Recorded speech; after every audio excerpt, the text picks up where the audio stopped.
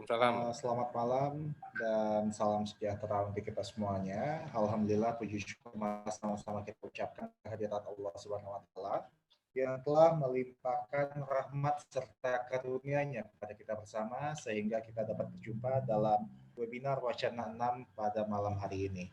Salawat beriring salam kepada junjungan kita Nabi besar Muhammad SAW yang telah membawa perubahan besar bagi umat muslim di muka bumi ini. Bapak-bapak dan ibu-ibu yang saya hormati, alhamdulillah pada malam hari ini kita dapat berjumpa dalam webinar kali ini. Dan insya Allah pada malam hari ini kita akan berdiskusi dengan tema filsafat adat Minangkabau dalam webinar Wacana 6 kali ini.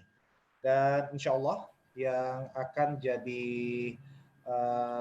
narasumber nantinya yang pertama ada 3 orang. Yang pertama adalah Profesor Dr. Duski Samad, dosen UIN Imam Bonjol Padang, dan alhamdulillah beliau sudah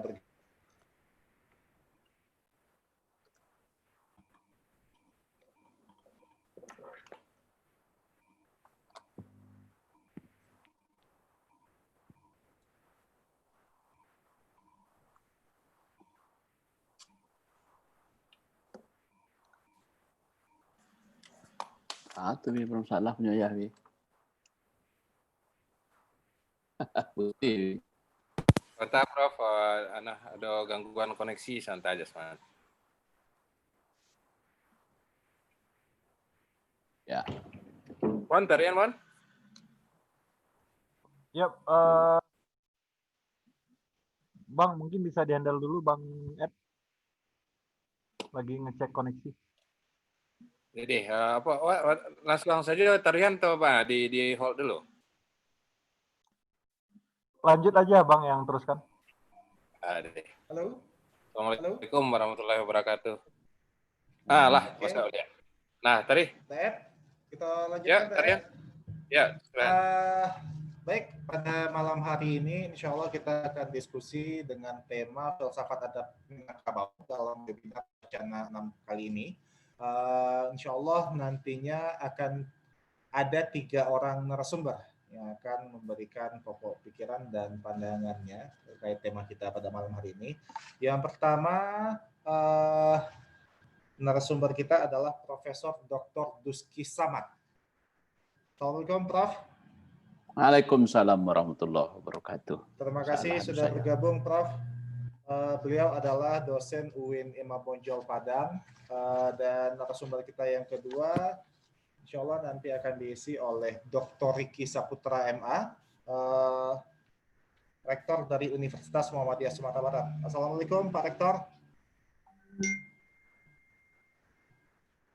Assalamualaikum, Pak Rektor.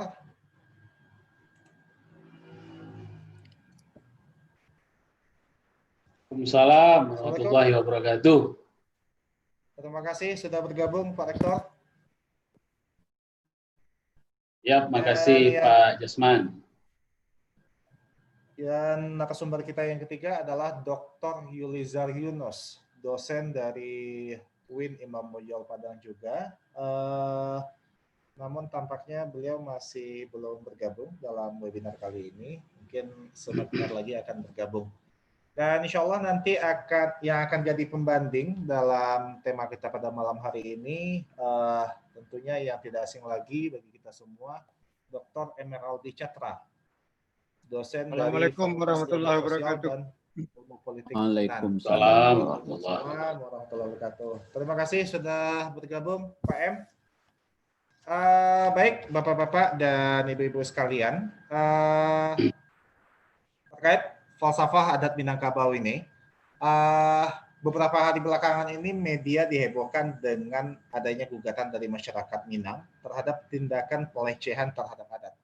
Nah, jika dikaitkan hal ini dengan falsafat adat Minangkabau, yang mana dalam falsafah itu adat Minangkabau melakukan penelusuran terhadap nilai-nilai kearifan lokal yang terdapat dalam cara berpikir masyarakat Minangkabau. Sehingga ini bisa sebagai acuan dalam bersikap serta bertutur kata dalam hidup beradat di Minangkabau. Nah, untuk tidak memperpanjang pembukaan, kita langsung saja mintakan kepada pemateri pertama, yaitu Dr. Duski Samad, yang akan memberikan pokok pikirannya. Namun sebelum itu, saya ingin informasikan dahulu, Prof, untuk durasi kita sampai pukul 22. Jadi waktunya yang untuk sesi pertama ini 15 menit, Prof. Dan Bapak-Bapak dan Ibu-Ibu sekalian, kegiatan kita pada malam hari ini, webinar Wacana 6 ini terselenggara atas kerjasama dari Sahatil Law Office, Bakaba.co, Portal Bangsa Institute, Sumbertime.com, dan Universitas Muhammadiyah Sumatera Barat. Baik, untuk memasuki sesi pertama, kita mintakan Profesor Dr. Duski Samad untuk menyampaikan pokok pikiran dan pandangan beliau. Kepada Profesor Dr. Duski Samad, kita persilakan dengan segala hormat. Baik, makasih. Assalamualaikum warahmatullahi wabarakatuh. Halo. Waalaikumsalam warahmatullahi wabarakatuh. Waalaikumsalam. Oke, kedengaran ya semua? Soalnya layar saya bermasalah kalau kedengaran sambil jalan aja. Baik. Alhamdulillah, kita bersyukur kepada Allah. Kemudian terima kasih kepada penyelenggara yang telah melibatkan saya secara pribadi sebagai sebuah kehormatan. Kemudian yang kita hormati Bapak-Bapak narasumber dan semua dunsana dan terlibat dalam webinar hari ini. Baik, saya bicara karena waktunya terbatas, ingin melihat dari 4 aspek. Pertama, kita melihat dulu, karena judulnya Falsafah Adat Minangkabau, tentu kita ingin melihat dari segi esensinya. Bahwa adat Minangkabau dan juga sepertinya falsafah yang lainnya, kita tengah bicara tentang konsepsi, tentang pandangan, tentang orientasi, tentang pedoman hidup, baik yang implisit maupun yang eksplisit, yang sifatnya tentu universal.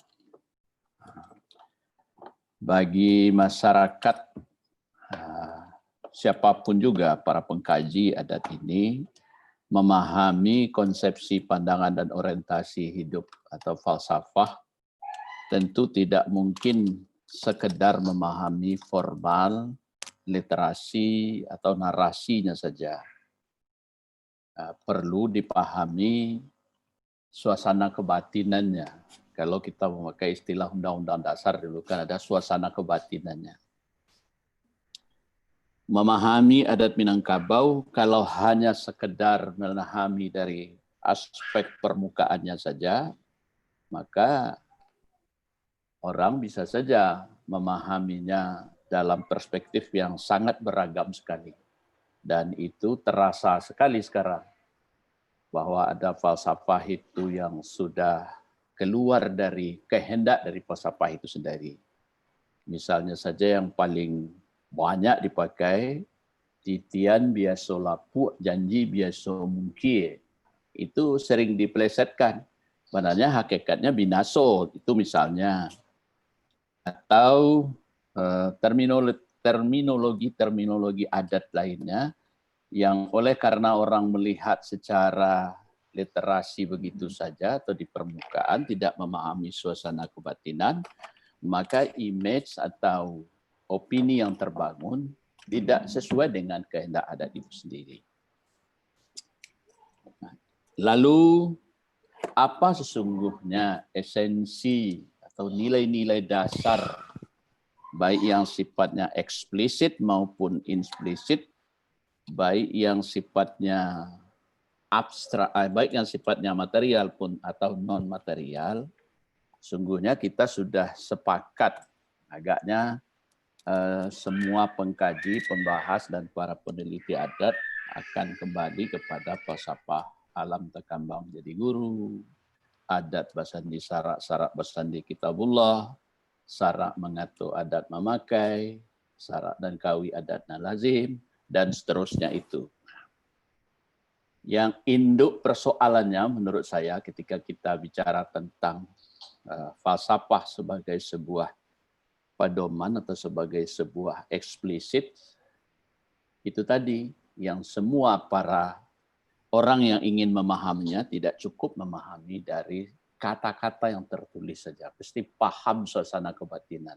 Artinya tentu mereka harus paham bagaimana terbentuknya adat itu sendiri, bagaimana sejarah pergulatan pemahaman masyarakat Minangkabau, dan seterusnya itu. Itu yang nomor satu yang mesti didiskusi, yang perlu menjadi perhatian di dalam mengkritisi, mengapresiasi, dan memberikan pandangan terhadap adat Minangkabau, terutama sekali menyangkut falsafahnya. Diperlukan satu kajian yang tidak di permukaan, karenanya namanya saja falsafah, pasti ada di dalamnya konsep yang radikal, yang mendalam, yang bersifat universal, yang melebihi dari apa yang kita pahami secara terbuka atau di permukaan saja. Esensi yang paling dasar dari falsafah itu sebagaimana kita pelajari atau kita lihat dalam perkembangan di masyarakat kita, pada turunannya tetap pada alam tekambang jadi guru adat bersandi syarak, kemudian syarak mengatur adat memakai tadi, kemudian turunannya ketika dia menjadi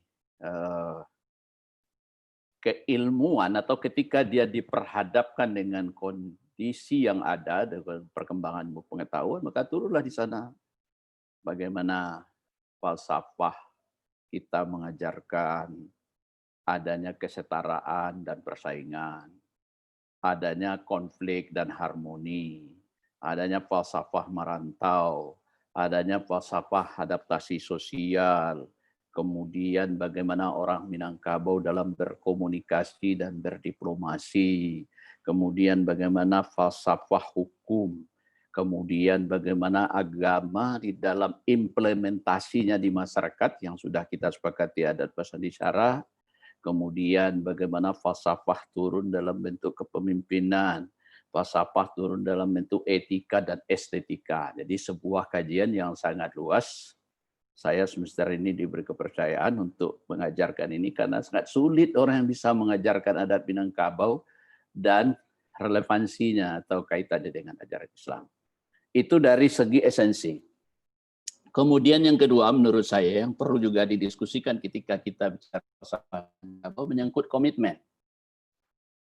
Pemangku kebudayaan tentu artinya semua orang yang memiliki paling tidak dari segi silsilah, mungkin dari genealogis, mungkin dari segi etnis dan semacamnya. Tentu kalau kita bikin pemangku kepentingan dalam pengertian kita pakai teori piramid, sejak dari atas sampai ke bawah, dari puncaknya ke atas, tentu ini yang paling bertanggung jawab untuk membangun komitmen itu. Nah, maka pada konteks ini, apa yang sedang dihebohkan tentang Injil berbahasa, terjemahan Injil ke dalam bahasa Minang, ini bagaimana kita menyikapinya? Saya ditanya oleh banyak wartawan, saya menjawabnya sederhana saja. Kalau melihat dari perspektif agama ansik, agama semata, ya sudah jawabannya walam tordo, selesai. Tapi ketika agama diimplementasikan dalam kehidupan masyarakat, terutama Sumatera Barat, adat bersandi syaraknya, tentu ini kita perlu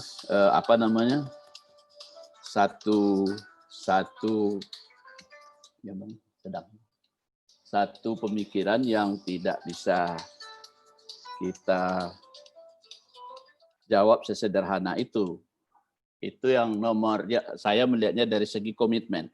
Artinya yang saya maksudkan, ketika komitmen kita bahwa falsafah salah satu dari sendi pokok falsafah adat Minangkabau itu adalah adat bersandi syarak, artinya bahwa di sini yang dimaksudkan adalah syarak, yang dimaksud di sini adalah Islam, maka bagi kita apapun alasannya, penerjemahan Injil ke dalam bahasa Minang itu jelas melanggar komitmen atau apa yang kita yakini sebagai sebuah kebenaran yang patut untuk kita perjuangkan. Itu menurut saya komitmen di sini. Tapi kalau kita melihat juga dari perspektif lain, terutama dari kacamata akademik, itu tidak ada permasalahan. Itu sebenarnya sama saja dengan apa yang menjadi sering disebut oleh dalam kebiasaan hidup kita di sehari-hari, ko ameh, yo tahan baka. Artinya kalau kita melihat dari perspektif keilmuan. Jadi ini memang tidak mudah untuk menjawabnya. Komitmen kuncinya nomor 2. Yang ketiga, saya melihat dari segi pewarisan. Ketika kita bicara falsafah Minangkabau dalam aspek kepewarisannya, kita harus bisa melihatnya bahwa secara alamiah proses itu berjalan. Karena walaupun mungkin di perkotaan tidak sekuat di pedesaan, tapi secara perlahan dalam pengertian kehidupan masyarakat kita, pewarisan falsafah sampai kepada tingkat kebudayaan dan kesenian itu tetap berjalan. Namun secara ilmiah, memang kita tidak sekuat daerah-daerah sepertinya Bali, sepertinya Aceh misalnya. Misalnya pada kasus Bali secara ilmiah, bagaimana falsafah adat kebudayaan sastranya itu diajarkan dari tingkat SD bahkan sampai pada tingkat doktor, ada program studi sastra dan budaya Bali. Nah, kita tidak cukup kuat pewarisan kita dari segi ilmiah. Kalau dari segi aktualisasinya juga, ketika kita webinar dengan kawan-kawan di Walhi, itu tampak sekali justru yang menjadikan pewarisan adat itu bermasalah bukan pada masyarakatnya, tapi lebih pada elit adatnya. Di mana ketika elit adat pengangkatannya atau orang yang berhak menyandang adat, gelar adat ini tidak didasarkan pada kualitas, tapi lebih kepada genealogisnya saja. Aspek ketiga, aspek pewarisan. Kemudian saya juga ingin melihat dari aspek proteksi. Bagaimana adat, falsafah adat Minangkabau itu diproteksi. Dari sisi perundang-undangan sebenarnya Undang-Undang Dasar kita sudah memberikan ruang yang cukup dengan pengakuan terhadap hak-hak tradisional. Tapi di dalam implementasinya, proteksi ini sangat lemah. Kenapa lemah? Nah, yang paling banyak justru kelemahan ini terjadi pada elit adatnya. Atau bahasa awaknya tungkek namanya nama borabah. Dalam kasus-kasus misalnya penguasaan lahan atau hak-hak tradisional masyarakat, justru bahwa setiap datuk punya kewenangan kebebasan ini salah dimengerti atau dimanfaatkan untuk kepentingan yang sangat pragmatis begitu. Jadi artinya ingin kita katakan proteksi atau bagaimana melindungi falsafah ini kalau dari sisi masyarakatnya saya melihat lebih kembali kepada bagaimana para elit adat, penentu kebijaksanaan, birokrasi dan kita di akademisi juga bertanggung jawab. Karena justru yang menimbulkan problem itu ya akademisi tidak bisa membebaskan diri.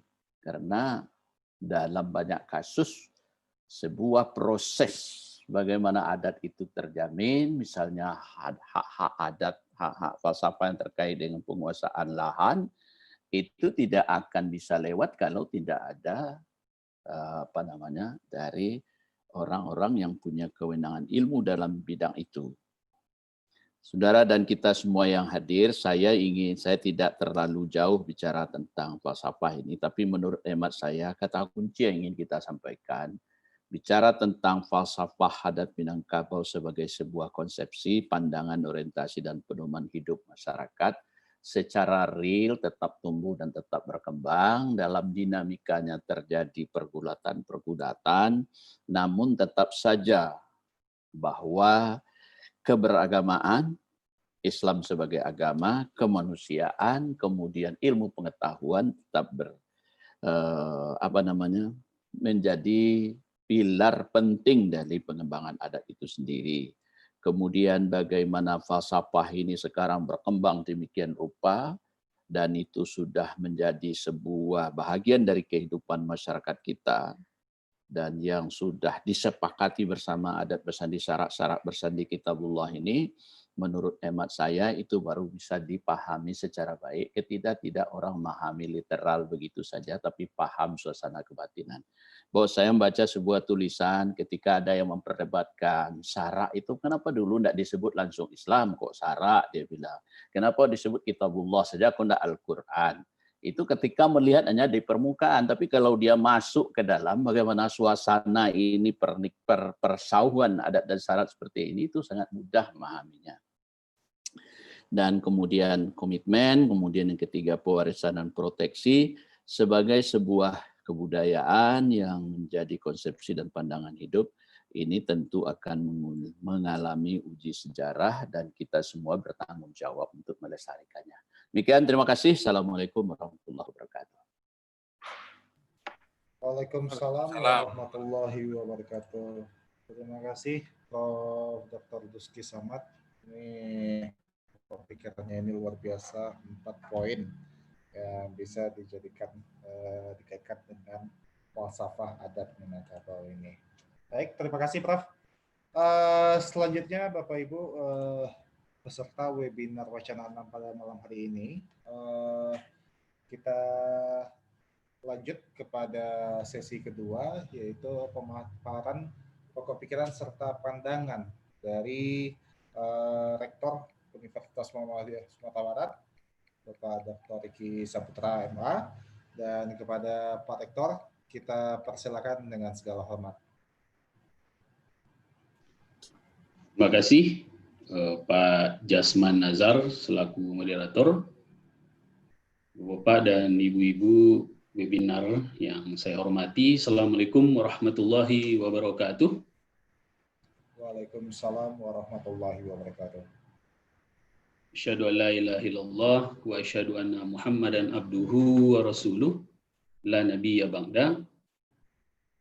Yang kita hormati Bapak narasumber dan Bapak Ibu-ibu peserta webinar yang berbahagia pada malam hari ini, mengingat waktu di awal moderator mengingatkan paling tidak 15 menit untuk memantik,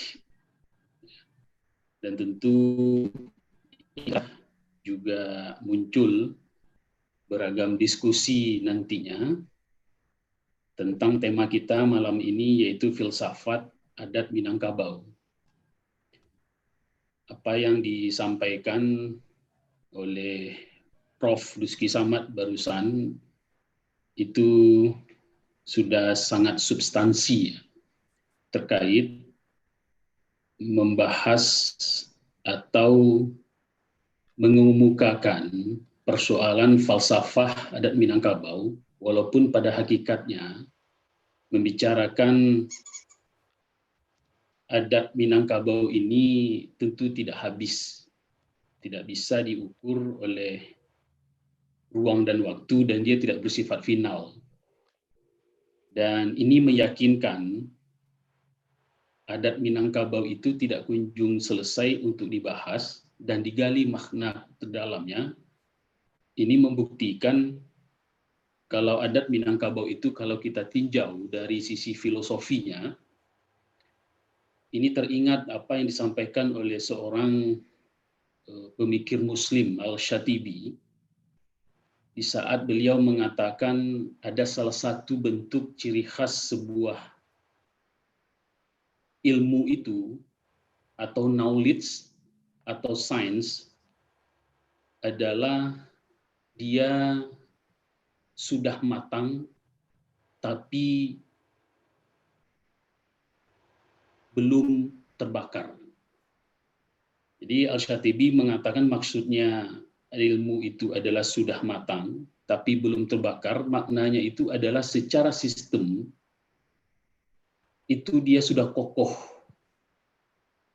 Tetapi dalam bentuk pengembangan konteks kajiannya, maka dia belum terbakar.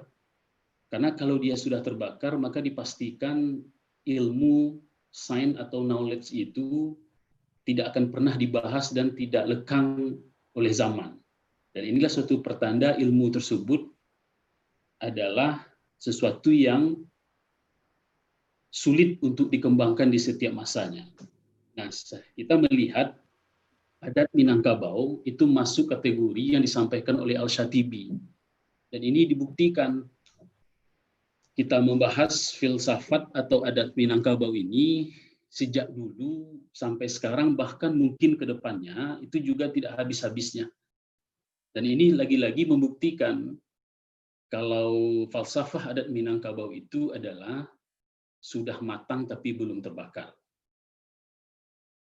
Nah, jadi kita melihat judulnya ini, filsafat adat Minangkabau, tentu agak lebih pasnya, walaupun ada beberapa tokoh membedakan antara pengertian filsafat dengan falsafah. Kalau falsafah itu banyak tokoh mengatakan itu semacam way of life, pandangan hidup yang masih bersifat knowledge atau pengetahuan. Tetapi kalau dia diistilahkan dengan filsafat, maka padanan kata setelahnya itu dia sudah bersifat terstruktur, tersistematis, dan menjadi sebuah sains atau ilmu. Nah, tentu dalam hal ini, dengan waktu kita yang sesingkat-singkatnya yang kita pergunakan, akan lebih melihat kepada konteks falsafahnya seperti yang sudah diistilahkan di awal tadi oleh Prof. Muski Samad. Nah, dalam hal ini, saya mencoba untuk menyigi terkait falsafah adat Minangkabau ini dari makna adagium yang selalu kita dengar, yaitu dengan Tahli Tigo Sapilin itu. Secara visual, ini bisa kita pahami yang Tahli Tigo Sapilin itu adalah berbentuk 3 ulas tali yang dikumpar dan bersinergi membentuk tali besar yang kokoh.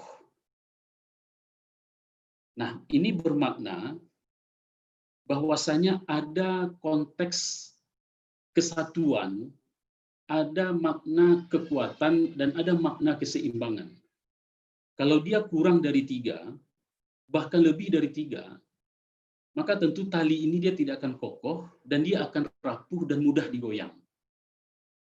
Nah, sebenarnya konsep Tahli Tigo Sapilin ini kalau kita lihat dalam falsafah adat Minangkabau, itu banyak berbicara persoalan konteks kepemimpinan di Minangkabau itu sendiri. Sebagaimana yang kita ketahui,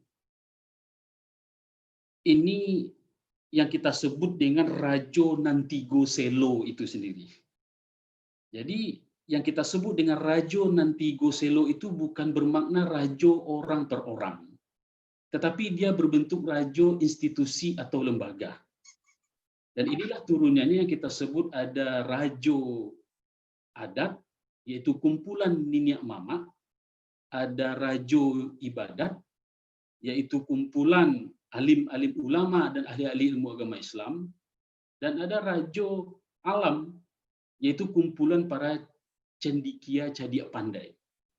Nah, artinya Bapak dan Ibu yang kita hormati, kalau kita lihat dalam konteks atau perspektif ontologi, yang mana ontologi itu kita memahami hakikatnya yang ada, maka Rajo Nantigo Selo ini tentu dia sama-sama memiliki kekuatan, keterpaduan, dan keseimbangan, serta memiliki tupoksi masing-masing tanpa mengganggu atau mencikaroi masing-masing wewenang yang dia miliki. Jadi sulit di saat kita mencoba untuk mengintegrasikan secara ontologis makna dari konsep kepemimpinan Tahli Tigo Sapilin itu sendiri. Paling tidak, yang bisa kita integrasikan itu adalah dalam konsep aksiologisnya, yaitu value atau nilai dari masing-masing tugas atau topoksi yang dilakukan oleh Rajo Nantigo Selo yang bersifat institusi atau lembaga itu sendiri. Nah, artinya ini adalah kalau kita hubungkan dengan konteks keilmuan, dalam hal ini, dalam perspektif Islam, ini bermakna bahwasanya inilah yang kita sebut, di dalam Islam itu ada namanya ilmu ilahiyat. Disitulah munculnya, lahirnya ilmu-ilmu agama. Tapi ilmu agama ini lebih bercorak kepada ranah spiritual. Yang mana ranah spiritual itu lebih jauh menjangkaui dari makna religiusitas pemahaman agama manusia itu semata. Dan kemudian ada juga rumpun ilmu tabiiyat. Dan inilah melahirkan ilmu-ilmu alam atau ilmu-ilmu natural atau ilmu pasti. Dan yang ketiga itu ilmu insaniat. Dan sini lahirnya ilmu-ilmu humaniora.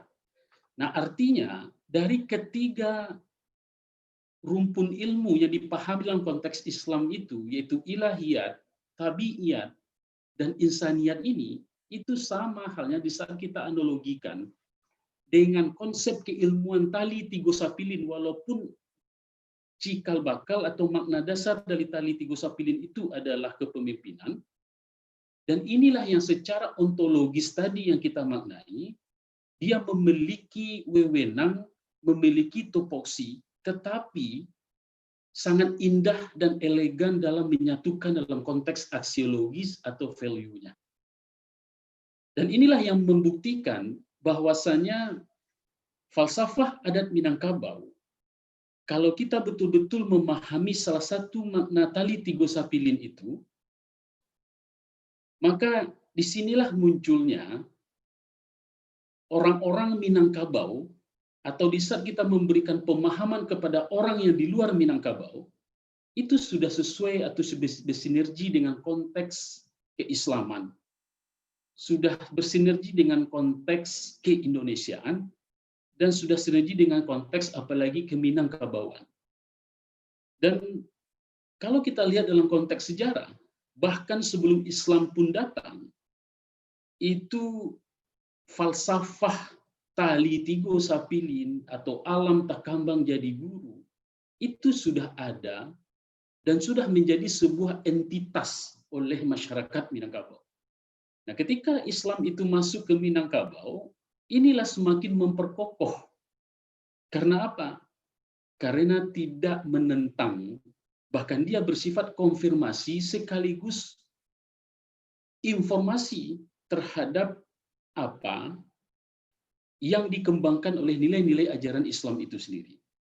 Dan inilah yang kita sebut tadi, bahwasanya tali tiga sapilin itu sudah membicarakan persoalan ketuhanan, sudah membicarakan persoalan kealaman, dan apalagi sudah membicarakan persoalan kemanusiaan itu sendiri. Jadi Bapak dan Ibu-ibu yang kita hormati, bagaimana sebenarnya kalau kita konteskan dalam kehidupan keseharian yang makna keilmuan tali tiga sapilin itu diperpadukan dalam hal value atau nilainya, maka disinilah yang kita tidak khawatir munculnya beberapa tahun belakangan seolah-olah ada pergeseran nilai dalam wajah pemikiran orang-orang Minangkabau, dan apalagi yang kita sebut dengan belakangan beberapa hari ini dengan kasus Injil berbahasa Minang yang buntutnya sampai dilaporkan ke polisi. Nah, ini adalah kalau kita tidak menyebut nama, ini yang kurang antara keterpaduan, keseimbangan, dan kekuatan antara tiga nilai yang kita sebut itu. Jadi kalau dia sudah lepas salah satu atau lebih dari itu, maka disinilah yang kita sebut yang menjadi rapuh, sehingga mudah digoyang, dan pernyataan-pernyataan yang muncul pun itu sangat mengangkangi dan mengelabui dari makna atau hakikat dari falsafah adat Minangkabau dalam hal ini adalah tadi tiga sapilin. Jadi sebagai akhir kata Bapak dan Ibu-ibu yang kita hormati, jadi sebenarnya itu baru satu yang kita sigi dari konteks tali tiga sapilin. Belum lagi kita maknai adagium dari falsafah adat Minangkabau yang pada hakikatnya kalau itu dipelajari dan kalau itu dipahami secara baik, maka ini sudah dipastikan bahwasanya falsafah adat Minangkabau itu dia tidak hanya bernostalgia yang kita sebut sebagai adat yang sudah matang, tapi belum terbakar itu. Tapi kalau lama-kelamaan, kita yang sebagai orang Minangkabau justru hanya parsial dan permukaan serta tekstual memahami falsafah itu, maka kita menunggu di ambang kehancuran. Di saat ada pihak-pihak eksternal atau internal untuk menyerang tanda kutip dari eksistensi adat Minangkabau itu, maka disitulah kita akan menjadi gagap dan galau. Karena apa? Karena selama ini dalam konteks value-nya itu selalu kita tinggalkan. Dalam konteks nilainya, dalam konteks estetikanya, dalam konteks etikanya, itu banyak kita singkirkan dalam kehidupan.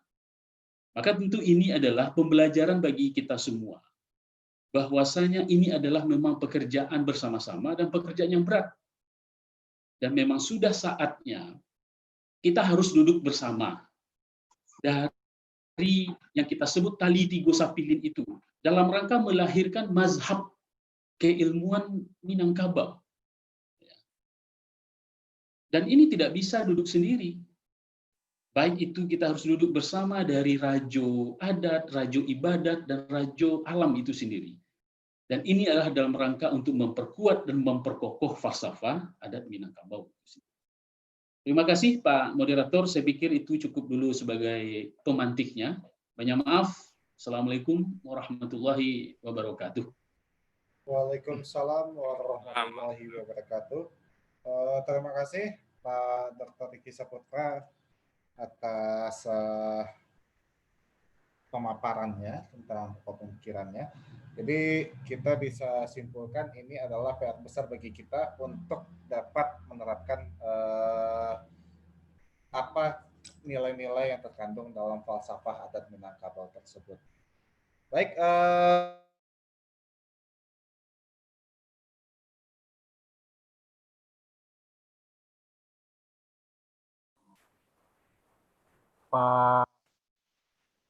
Pak Kati di-handle dulu sementara Pak gitu. Jadi itu Bapak, Ibu-ibu sebentar. Menunggu kita tersambung kembali aja Pak Jasman. Diambo pun agak ada masalah koneksi sekitar. Lah masuk ya. halo. Pak Jasman, lah aman? Ya Pak Ed. Oke Pak Ed. Ya. Baik. Ya, lanjut. Oke. Kita masuk kepada sesi ketiga, yaitu yang akan dilakukan pembandingan oleh Dr. Emeraldi Catra. Pada Bapak Dr. Emeraldi Catra, kita persilakan.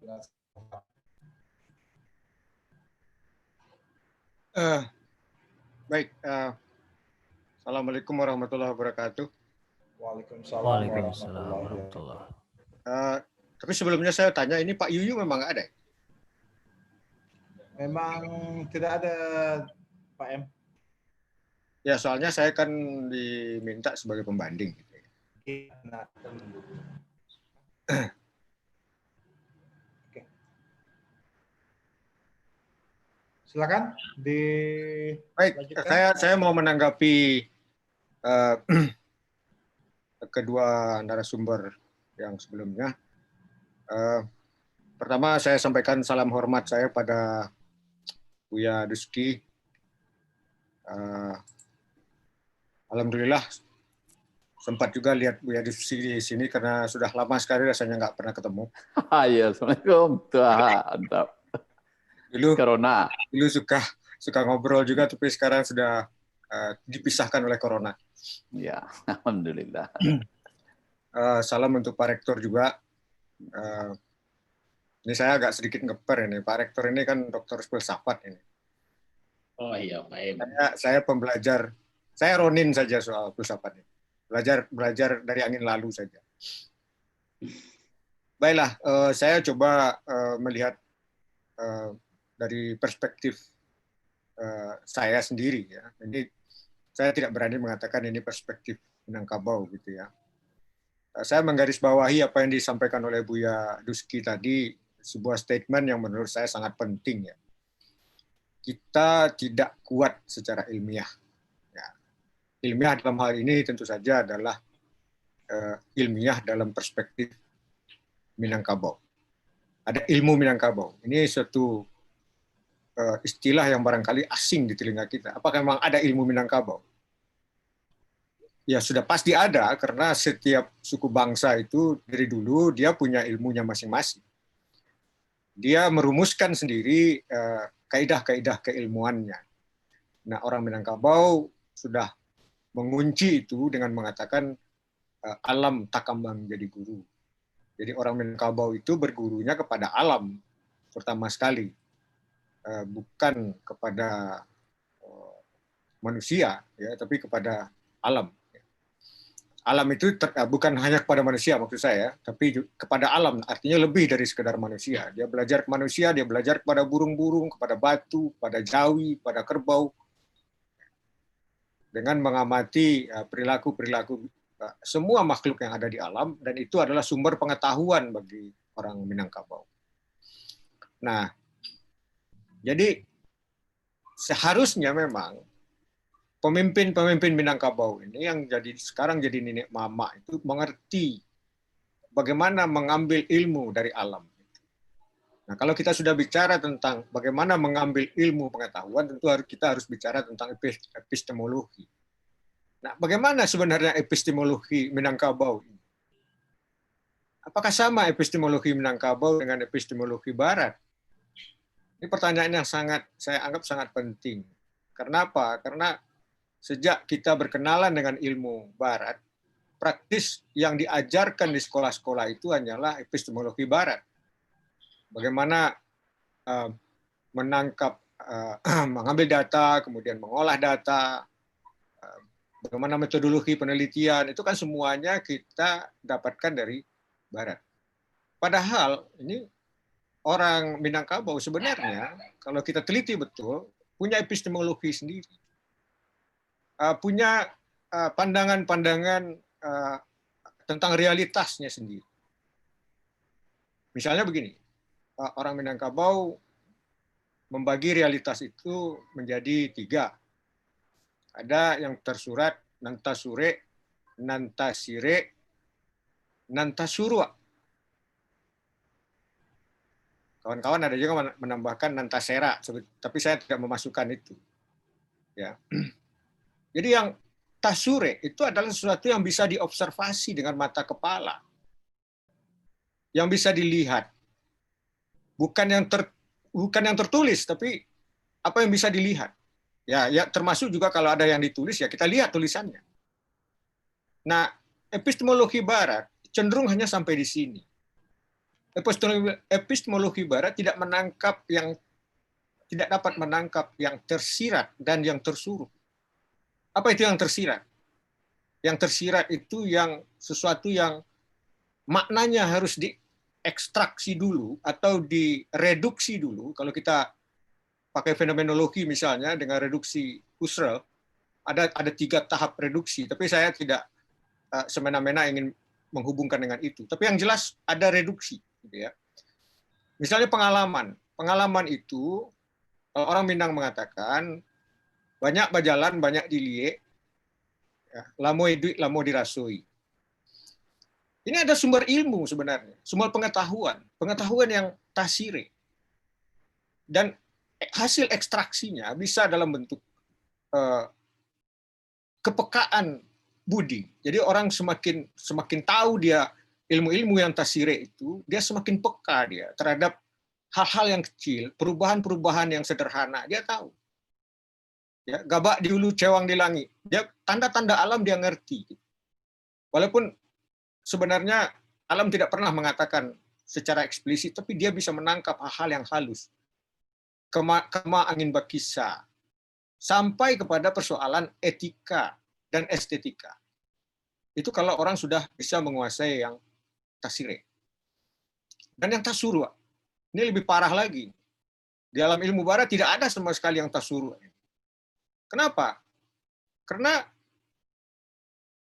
ini ada hubungannya dengan ilahi, dengan Allah. Sementara ilmu barat itu memisahkan antara persoalan agama dengan persoalan ilmu. Ya, kalau tidak bisa diobservasi berarti tidak ada. Artinya apa? Tuhan juga tidak ada karena tidak bisa diobservasi. Itu pandangan barat. Tapi orang Minang melihat yang tasyura itu sehingga tidak heran kalau kemudian ya para ilmuwan Minang lama itu punya kemampuan supernatural yang bisa mengobati orang dari jarak jauh dan segala macam. Itu perbedaan-perbedaan dalam memahami realitas. Tapi sebenarnya lebih kompleks lagi dari itu sebenarnya epistemologi Minangkabau ini. Karena dia nanti juga akan terkait bagaimana pandangan terhadap sejarah misalnya. Bagaimana pandangan terhadap kejujuran. Ya. Kemudian bagaimana pandangan terhadap Kato. Karena mengatakan orang ada yang disebut indak tapadayo dek mato, indak taparangkok dek Kato, kan begitu. Ini apa maksudnya? Dia melihat, tapi dia tidak mau terperangkap oleh apa yang dia lihat. Gitu. Ya, dia berkata, dia menggunakan kata, tapi dia tidak mau terperangkap oleh kata. Nah ini kalau kita hubungkan misalnya dengan adat Basyandi syarat Basyandi Kitabulah tadi, kenapa pakai kata Kitabulah? Karena yang dipakai itu, yang ditangkap itu sebetulnya hanya esensinya, bukan simbolnya, tapi esensinya. Karena orang Minang itu memaknai sesuatu itu tidak meletakkan makna itu pada bendanya, tapi kepada pikirannya. Gitu. Kemudian juga pandangan soal sejarah, ya, soal sejarah. Ini agak jauh, menurut saya jauh berbeda dengan epistemologi Barat ya, karena Barat cenderung detail, presisi, ya, masa lalu seperti itu. Tapi kalau kita lihat apa yang dimaksud dengan sejarah bagi orang Minang itu mirip dengan mitos. Jadi bukan detailnya yang penting, bukan, tapi apa yang bisa diekstraksi dari pengalaman, dari sejarah itu, apa yang baik-baik, dan kemudian apa yang bisa diambil untuk sebagai pelajaran. Jadi ekstraksi, detail, presisi segala macam itu tidak terlalu penting di orang Minangkabau. Makanya bisa saja dikatakan sajak Gunung Merapi Sagadang Taluitia. Bagi ilmuwan Barat itu aneh. Kapan Gunung Merapi Sagadang Taluitia? Tapi bagi orang Minang itu suatu hal yang lumrah saja.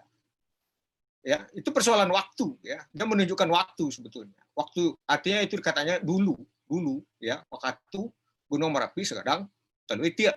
Kapan? Ya dulu, gitu. Jawabannya begitu aja. Jadi kita tidak terperangkap oleh kata-kata, dan mereka tidak mau terperangkap oleh kata-kata Gunung Merapi Sagadang Taluitia-nya itu. Tapi yang esensi sebenarnya adalah dulu. Nah, saya melihat kecenderungan orang Minang itu memang tidak terlalu concern dia dengan masalah waktu. Dulu itu kemarin 100 tahun yang lalu dulu juga. Tapi apa yang mau mereka pentingkan dari sejarah itu adalah pelajarannya. Apa yang bisa direduksi dari sejarah itu, dari perjalanan, dari kronologi itu apa yang bisa direduksi, apa yang bisa ditransendensi, gitu. Itu saja. Sehingga apa yang buruk-buruk itu dilupakan. Apa yang konflik-konflik lama itu dilupakan, sehingga tidak terbawa kepada zaman sekarang. Ini beda dengan Barat ya. Konflik-konflik lama dicongkel-congkel semua, sehingga sampai sekarang pun konflik itu berlanjut terus. Orang Minang tidak berpikir begitu. Tapi dia menyembunyikan keburukan itu. Ya syukur sekali sejarahnya seperti itu. Ya. Sekali cara pandang sejarahnya seperti itu. Kalau tidak, kita kan tidak tahu nenek moyang kita itu orang baik atau tidak. Jangan-jangan nenek moyang kita dulu adalah garong, perampok, dan segala macam. Tapi karena sejarah menutupi, maka kita jadi orang baik-baik saja sekarang. Beda kalau kita pakai sejarah Barat. Nah itulah makanya saya kadang Kalau orang Barat meneliti orang Minang, itu cenderung jadi orang bingung. Karena menggali sesuatu tidak dengan alatnya. Jadi tidak bisa mereka memahami yang sebenarnya dari Minangkabau itu. Karena pakai alat yang berbeda, epistemologi yang berbeda untuk menangkap objek yang berbeda, pasti hasilnya juga membingungkan. Nah, karena itu menurut saya memang saya setuju dengan apa yang dikatakan oleh Pak Rektor tadi, bahwa ini tantangan berat bagi kita untuk menggali ilmu Minangkabau itu. Rajo yang disebut oleh Pak Rektor itu tadi dalam kepala saya itu adalah profesor-profesor pada zaman lampau. Jadi saya ya antara bergurau dengan tidak mengatakan bahwa Pagaruyung itu sebetulnya dulu Lemhanasnya zaman dulu sebenarnya. Itu center of excellence, ya. Tempat orang menimba ilmu. Tempat orang menjadi jagoan dalam ilmu alam, dalam ilmu hukum, ya. Rajo alam kemudian jadi menguasai ilmu alam, segala bentuk ilmu alam, kemudian juga rajo ibadat menjadi ahli agama, kemudian rajo adat dan menjadi ahli dalam persoalan hukum, ya mungkin juga sosiologi dan segala macam. Tapi itu sekarang kan sudah hilang dari belantika akademik kita, karena seluruh akademisi kita, ya saya bisa mengatakan 99,90% itu otaknya otak Barat. Epistemologinya, epistemologi Barat. Sehingga tidak ada lagi daya tarik untuk mengembangkan ilmu-ilmu Minangkabau itu. Nah, karena itu memang saya setuju sekali kalau Pak Rektor tadi memanggil, ayo kita kembangkan lagi ilmu Minangkabau. Artinya apa? Kita harus mesti tahu dulu epistemologinya seperti apa. Baru kemudian kita bisa menangkap bangunan keseluruhan ya, dari struktur keilmuan Minangkabau itu. Nah, terakhir saya ingin menambahkan bahwa sudah saatnya ya kita orang Minangkabau ini keluar dari imperialisme sains Barat itu. Sudah saatnya seperti itu. Kita harus membangun sendiri sains kita supaya kita mengerti dengan diri kita. Jangan sampai mengatakan saya orang Minangkabau tapi otak kita otak Amerika. Saya orang Minangkabau, tapi pikiran kita tidak Minangkabau. Pikiran kita Cina, pikiran kita Jawa. Sehingga esensi kehidupan orang Minangkabau itu sendiri kita justru tidak bisa menangkap. Dan apa yang terjadi kemudian adalah adu jarum penjahit. Kalau kita ngobrol, bertengkar jadinya, karena perspektifnya berbeda-beda.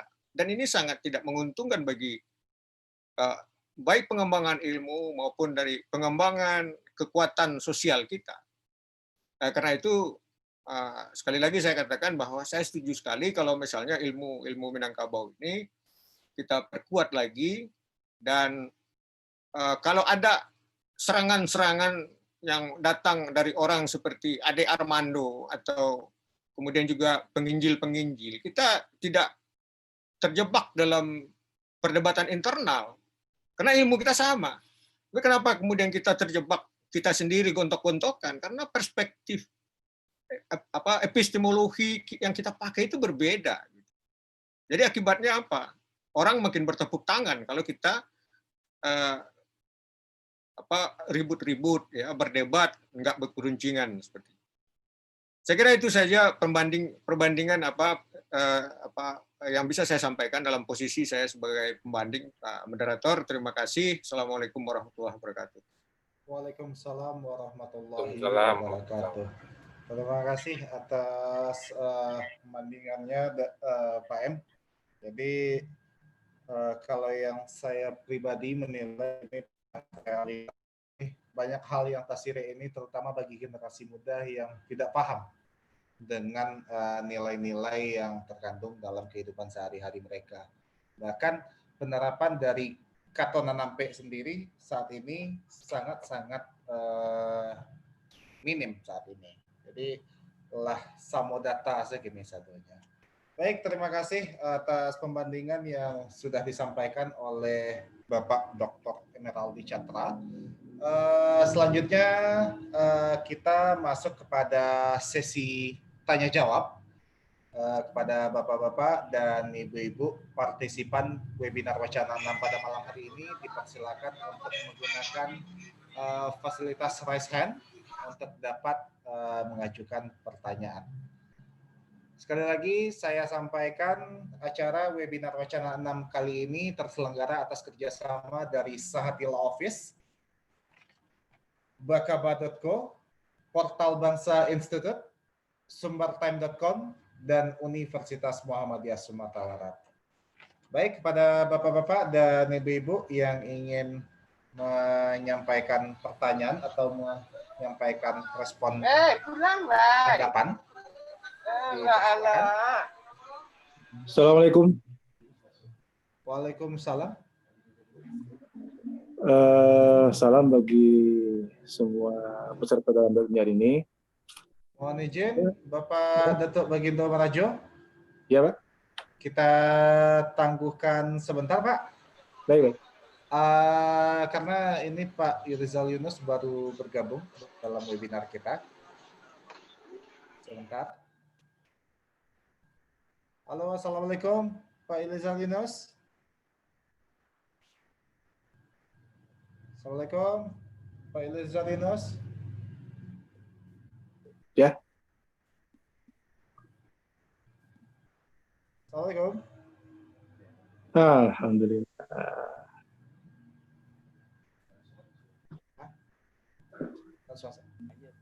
Assalamualaikum, Pak Irizal Yunus. Bisa terdengar jelas suara kami di sana, Pak? Terdengar jelas. Oke. Baik, Pak. Mungkin karena webinar kita sudah dimulai setengah jalan, Pak. Jadi kita mintakan saja langsung kepada Pak Irizal Yunus untuk memberikan pokok pemikiran dan pandangannya tentang tema kita pada malam hari ini, yaitu tentang falsafah adat Minangkabau. Baik, kepada Bapak Dr. Irizal Yunus, kita persilakan dengan segala hormat. Assalamualaikum warahmatullahi wabarakatuh. Waalaikumsalam warahmatullahi wabarakatuh. Maaf Bapak, saya terlambat. Ada acara lain. Saya ibarat naik tengah jalan ini enggak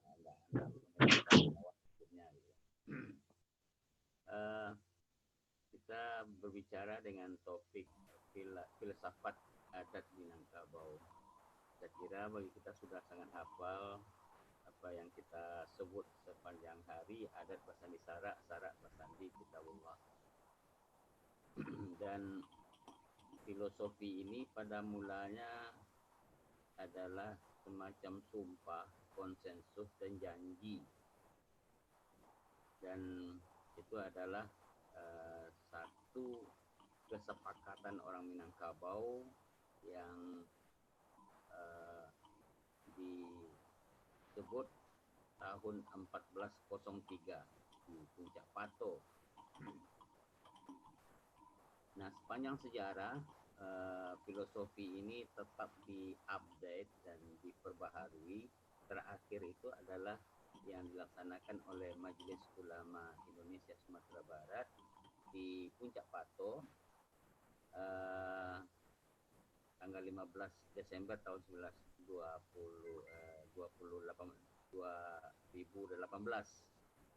Dan saya ketika itu didaulat, saya tidak tahu sebelumnya, didaulat di Puncak Pato untuk menyampaikan semacam komitmen. Suara Datuk Yuyu kurang terdengar. Kurang terdengar, Pak? Ya. Sebaiknya dicabut aja headsetnya, Pak. Mungkin lebih jelas, Pak. Headsetnya sepertinya tidak berfungsi dengan baik. Terima kasih, Pak. Iya. Dengar, Pak? Halo?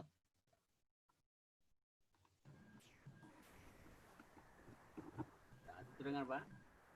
Terdengar, cuma kecil sekali, Pak. Mungkin headsetnya bisa dicabut saja, Pak. Tidak, ya, Coba tidak, aja, tidak usah menggunakan headset, Pak. Tidak usah menggunakan headset. Oh iya. Atau digilir kawan dulu, ya. Saya sambil siapkan bahan. Digilir kawan dulu.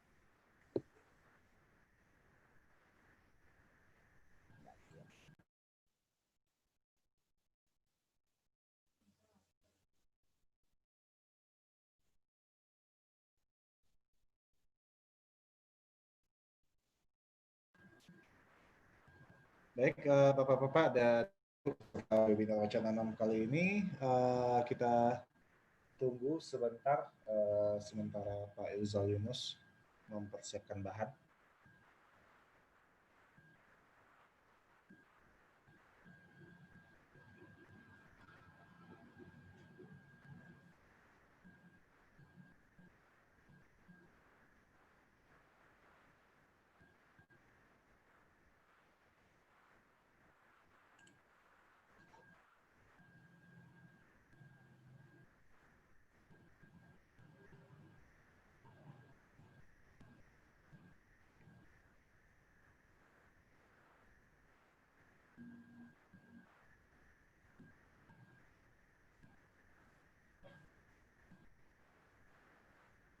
Bagaimana Pak Irzal? Sedang disiapkan.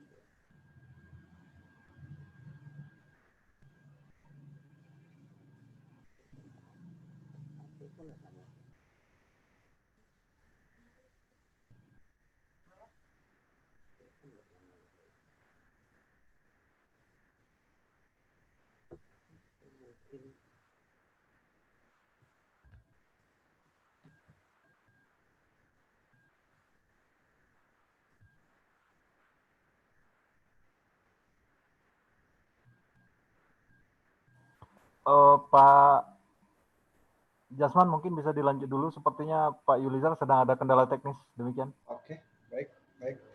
Oke. Ke Pak Datuk Bagindo tadi kalau tidak salah. Iya.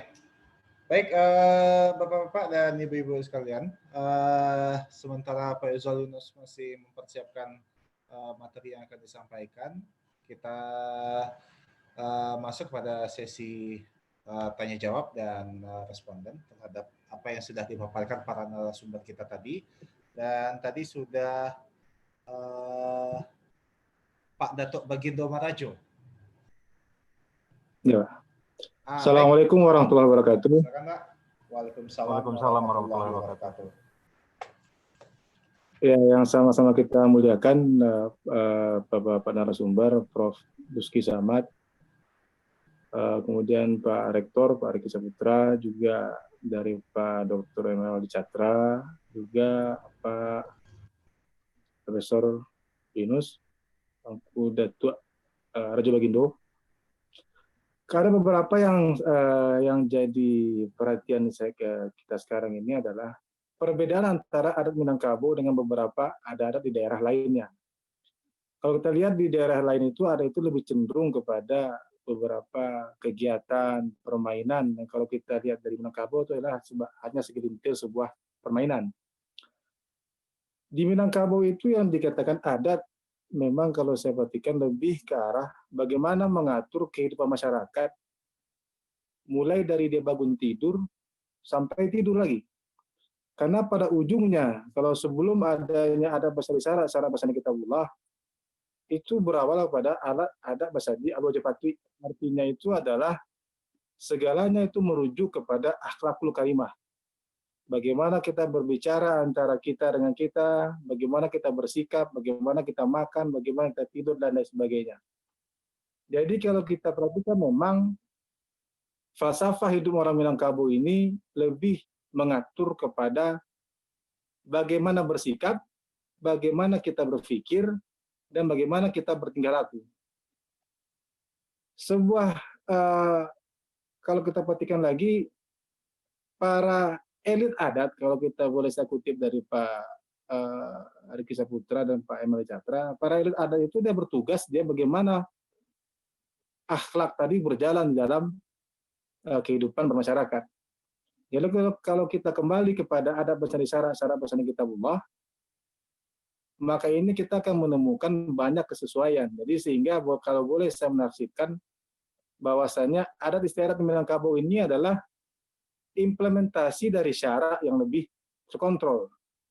Kalau kita lihat di dalam syariat Islam, kita diatur yang bagaimana kita hidup sehingga merujuk kepada akhlakul karimah.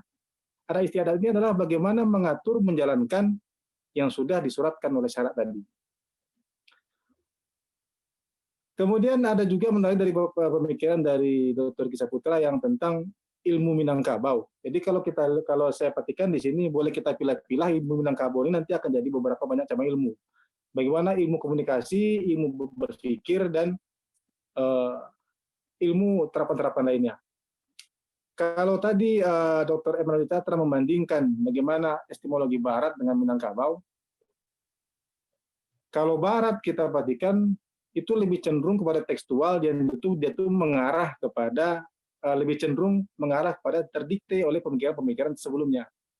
Orang Minangkabau dia mengacu kepada alam tekaman jadi guru, itu adalah bertujuan bagaimana masyarakat Minangkabau ini sendiri mampu mengasah diri dia, ya, diajak dan dipaksa untuk mengasah dirinya sendiri, bagaimana dia mampu menganalisa setiap kejadian-kejadian yang ada.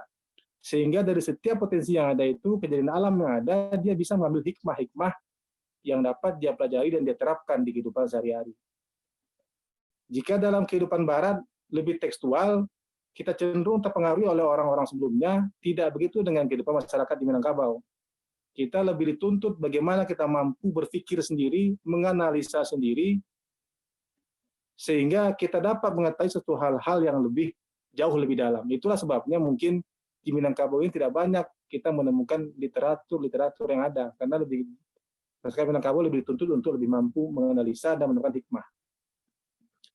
Jadi beberapa hal sebenarnya yang kita tidak sadari bahwasannya keilmuan Minangkabau ini diambil oleh beberapa daerah-daerah lain seperti termasuk Barat itu sendiri.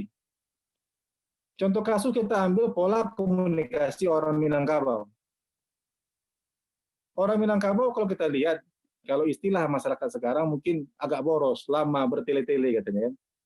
Padahal jika kita perhatikan, pola komunikasi orang Kabo di dalam adat Pasambaran itu adalah ketika si pembicara menyampaikan maksudnya, sebelum lawan bicaranya menjawab, dia akan selalu mengulang.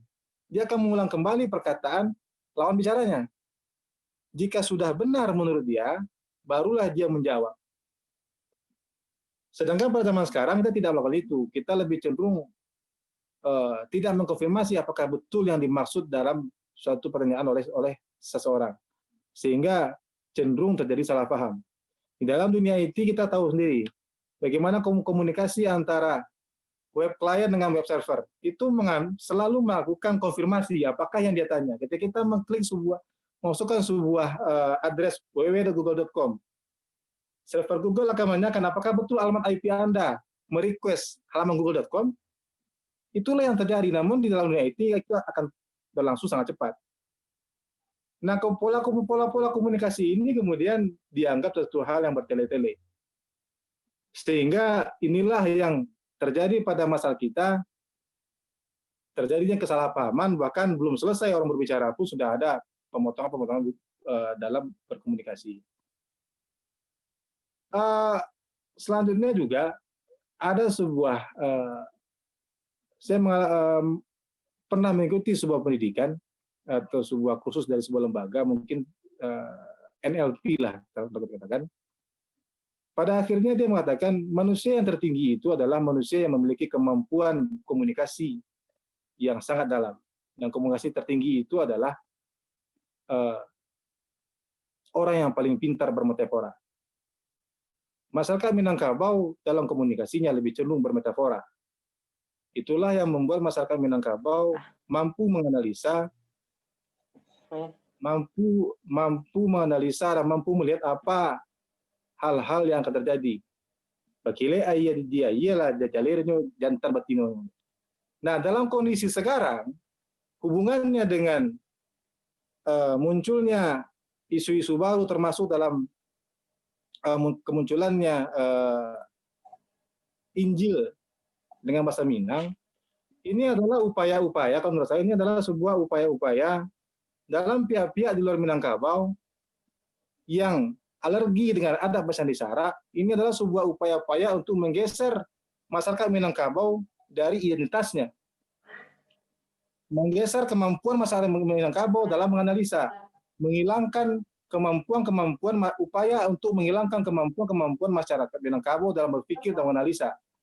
Karena memang pada kenyataannya kita tidak bisa pungkiri bahwasanya negara ini cenderung mayoritas itu adalah dibentuk oleh masyarakat Minangkabau. Nah, inilah memang yang kita tidak bisa tutup mata, kekhawatiran dari pihak-pihak selain Minangkabau, kemampuan masyarakat Minangkabau ini sendiri cukup membahayakan bagi pihak-pihak tertentu. Inilah yang dicoba digeser, memberikan isu-isu lain. Jadi sedikit saya mungkin agak mengkritisi dari Prof. Diki Samad, kalau beliau mengatakan misalkan dari sisi akademisi mungkin bisa saja dikatakan Injil itu menggunakan bahasa Minang. Kalau saya agak sedikit berpikir juga, karena apa pentingnya Injil berbahasa Minang? Kalau dalam sisi sudut akademisi, semua masyarakat Indonesia bisa berbahasa Indonesia. Jadi tidak ada pentingnya Injil itu berbahasa Minang. Itu kalau menurut saya lebih cenderung untuk menggeser bahwasannya Minangkabau itu tidak mesti beradab bahasa Arab.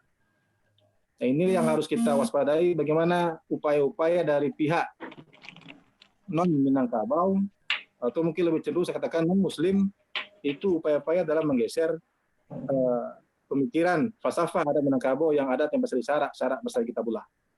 Demikian mungkin komentar dari saya. Kurang lebih mohon maaf. Assalamualaikum warahmatullahi wabarakatuh. Waalaikumsalam warahmatullahi wabarakatuh. Terima kasih tanggapannya dari Pak Dato' Bagindo Marajo. Namun sebelum kita mintakan tanggapan balik dari dua orang narasumber kita tadi, halo Pak Yusrizal Yunus. Iya, standby. Kedengaran suara? Sudah bisa kita itu Pak, kita lanjutkan Pak. Boleh, suara saya terdengar? Jelas Pak, jelas. Ah ya, oke. Baik, silakan sebelum kita masuk ke tanggapan balik, kita persilakan dulu kepada Pak Yusrizal Yunus untuk menyampaikan. Iya, terima kasih. Saya melanjutkan aja dari teman kita bahwa memang ada upaya-upaya untuk mengalihkan sebetulnya atau mungkin semacam uji ya.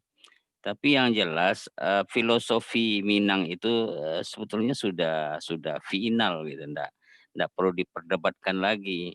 Hanya saja yang menjadi persoalan adalah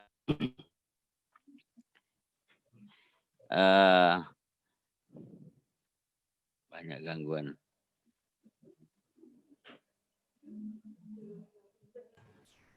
Silakan lanjutkan Pak Yulizar.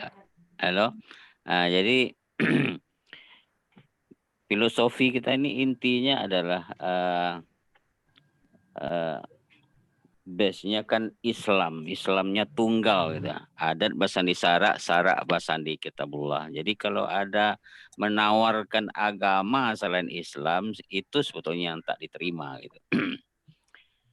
Nah, kita urut ke bawah, filosofi ini sebenarnya kan bermula dari sebuah janji, sebuah konsensus gitu.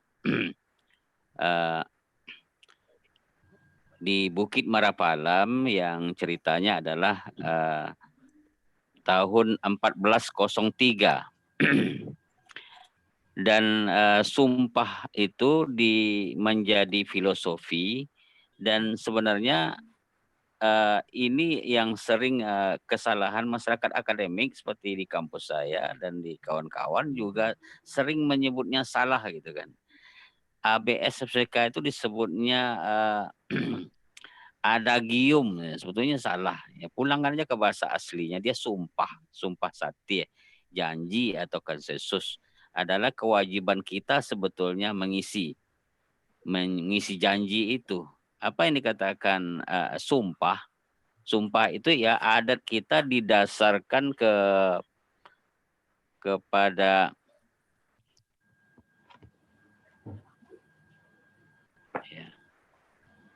ya didasarkan kepada Islam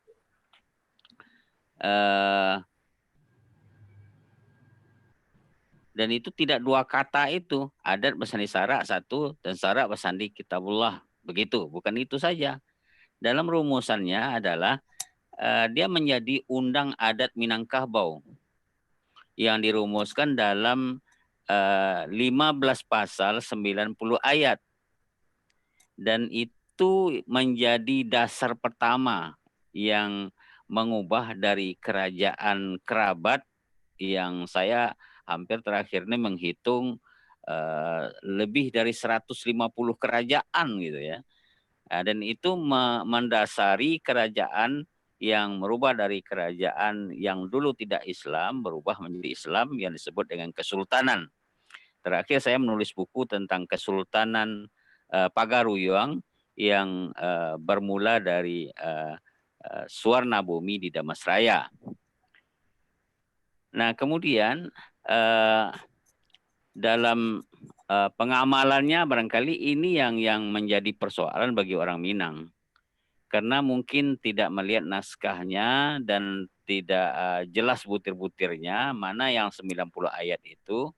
Nah, terakhir ini ada yang mencoba menawarkan salinan-salinan dari naskah lama itu yang diantaranya adalah Bapak Mangkuto, Datuk Mangkuto. Nah, itu menurut catatan beliau itu adalah 90 ayat 15 pasal. Nah, di situ juga disebut bahwa hak-hak tradisional Minangkabau ada 3. Hak kelembagaan, hak mengatur, dan hak kebendaan. Nah, itu yang dipertahankan oleh orang Minangkabau. Nah, ada yang mempertanyakan kenapa adat Basandi Sarak dan Sarak Basandi Kitabullah, kenapa tidak langsung saja bersandikan Al-Quran gitu. Nah, kembali kepada sumpah. Apa yang disebut sumpah tadi? Sumpahnya sungguh berat. Siapa, bunyi sumpahnya seperti ini. Siapa yang anak-anak Minangkabau yang tidak melaksanakan adat Basandi Sarak dan seterusnya itu, dan tidak mewariskan kepada anak cucu, maka KAT indak bapucu, kabawa indak baure, di tengah dilari kumbang. Dikutuk bisokewi, bisokewi ini barangkali kutuk Tuhan, barangkali kawi itu kan bahasa Arab satu di antara nama Tuhan yang maha kuat itu ya. Kemudian dimakan Quran 30 juz. Itu sumpah. Jadi itu luar biasa sekali, lebih berat dari sumpah presiden gitu ya. Jadi Pak, itu yang kalau mengingat sumpah ini tidak bisa kita mengabaikan. Jadi kalau sumpah itu sudah final, cuma yang belum final itu kita melaksanakannya. Karena itu ada upaya-upaya terakhir tahun 2006 di bawah fasilitasi Bundokan doang, yang ketika itu ada kawan-kawan dari UNAN, kawan-kawan dari UNP, kawan-kawan dari IAIN, dan dikoordinasikan oleh Pak Wisran Hadi, berdebat soal itu, ya kan? Kenapa Al-Quran? Saya ketika itu mencoba menjelaskan. Sudah ada kaedah-kaedah penuntun gitu. Penuntun itu dimulai apa yang disebut dengan Kitabullah. Ada yang mengatakan kalau ketemu Injil berbahasa Arab, apa enggak Kitabullah juga? Iya. Tapi masanya sudah. Karena dalam Al-Quran kan sudah dijelaskan. Wa anzalal Qur'an wa anzalat Taurat wa Injila min qablu hudal linnas. Sudah diturunkan Injil dan Taurat, dia menjadi petunjuk bagi manusia dahulu. Kemudian kemudian wa anzalal Furqan, kemudian turunkan Quran. Nah, kemudian dalam sumpah tadi disebut Al-Quran. Dimakan Quran 30 juz. Itu membuktikan bahwa Kitabullah itu Al-Quran. Nah, dalam kaedah-kaedah penuntun lainnya disebutkan ma huwa siratal mustaqim, apa yang disebut dengan jalan lurus dalam Al-Fatihah kita, ihdinas siratal mustaqim. Nah, di situ dijelaskan oleh para mufassirin, as-siratal mustaqim huwa kitabullah. Jalan lurus itu ialah kitabullah. Ditanyakan lagi, ma huwal kitabullah, apa yang disebut dengan kitabullah? Kitabullah Al-Quranul Karim. Kitabullah itu ialah Al-Quranul Karim. Nah, ini sini final.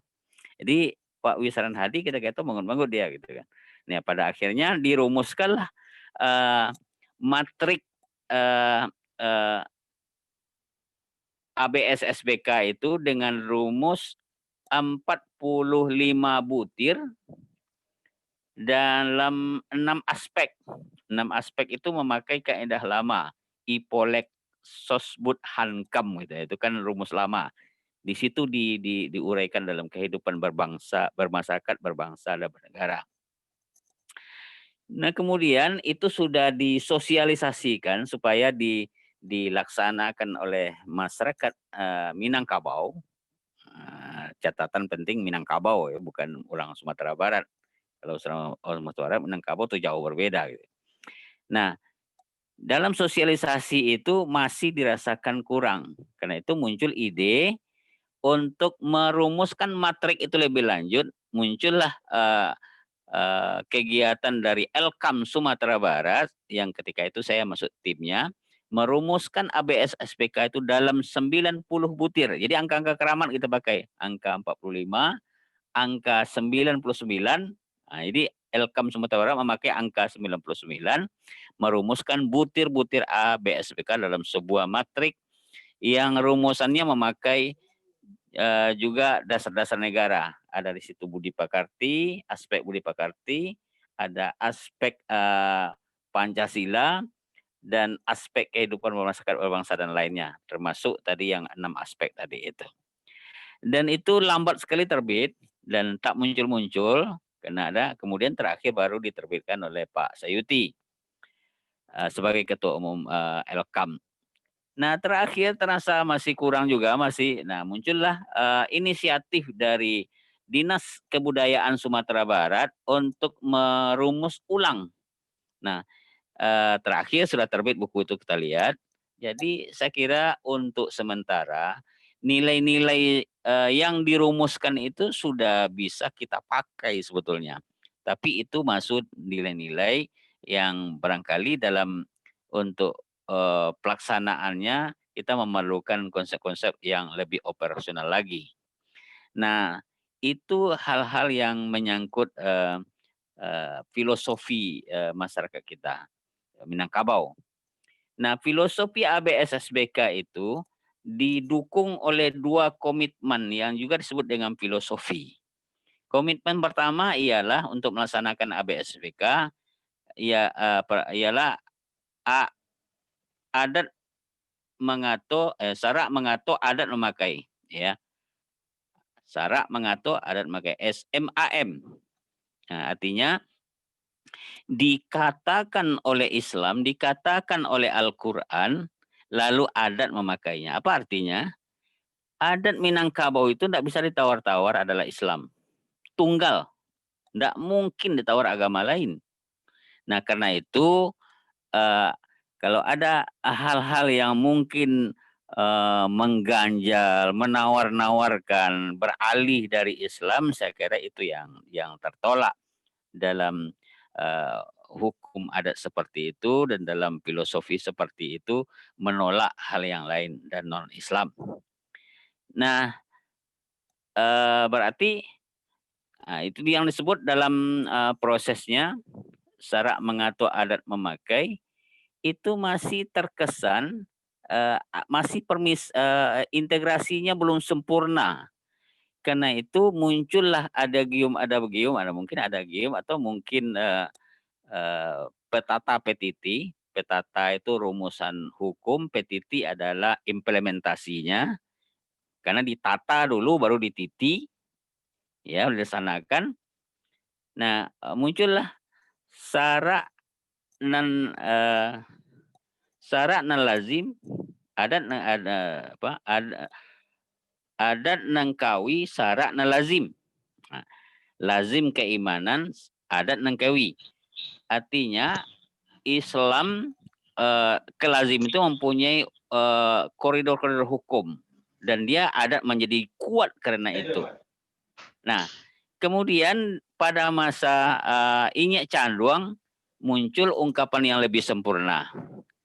Syarak nam belindung, adat nama pane. Syarak nam belindung itu dibaratkan roh. Kemudian adat nama pane dibaratkan badan. Jadi ditautkan antara roh dengan badan. Nah, karena itu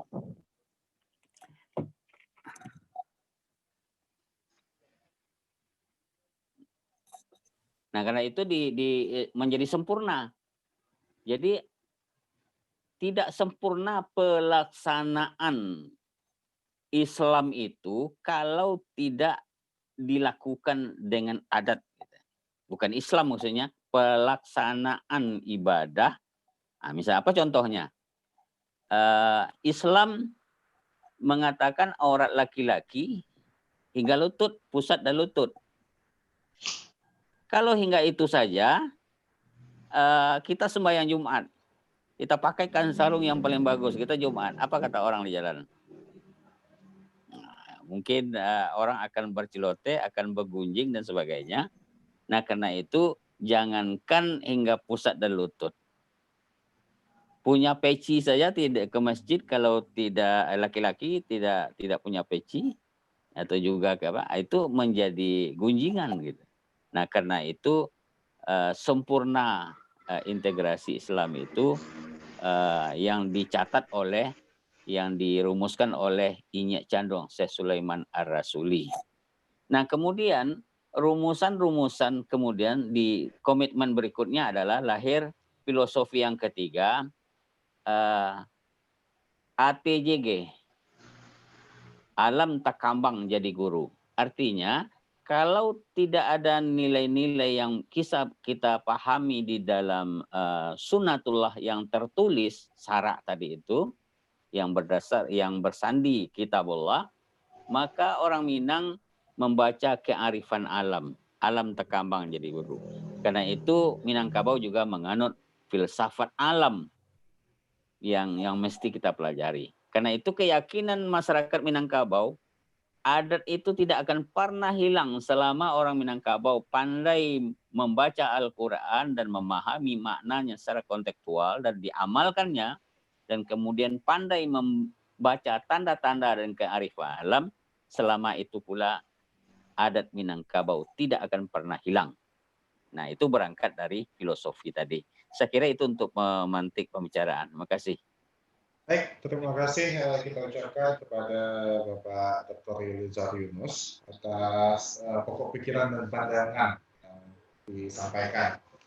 Jadi memang nilai-nilai tersebut harus dikaji kembali oleh masyarakat Minang itu sendiri untuk dipraktekkan dalam kehidupan sehari-hari. Baik, karena sudah disampaikan pokok pikiran dari tiga orang narasumber kita melanjutkan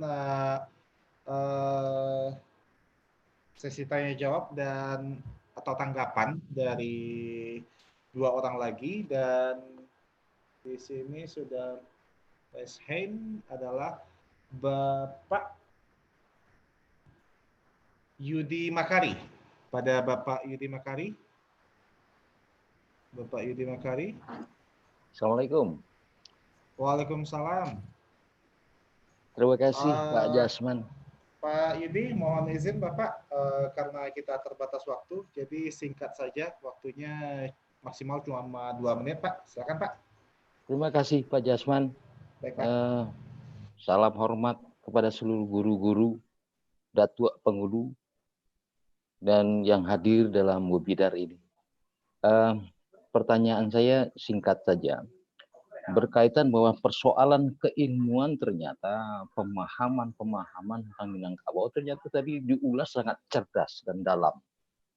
Masalahnya sekarang, siapa yang akan mewarisi pemikiran-pemikiran ini dan mengimplementasikannya?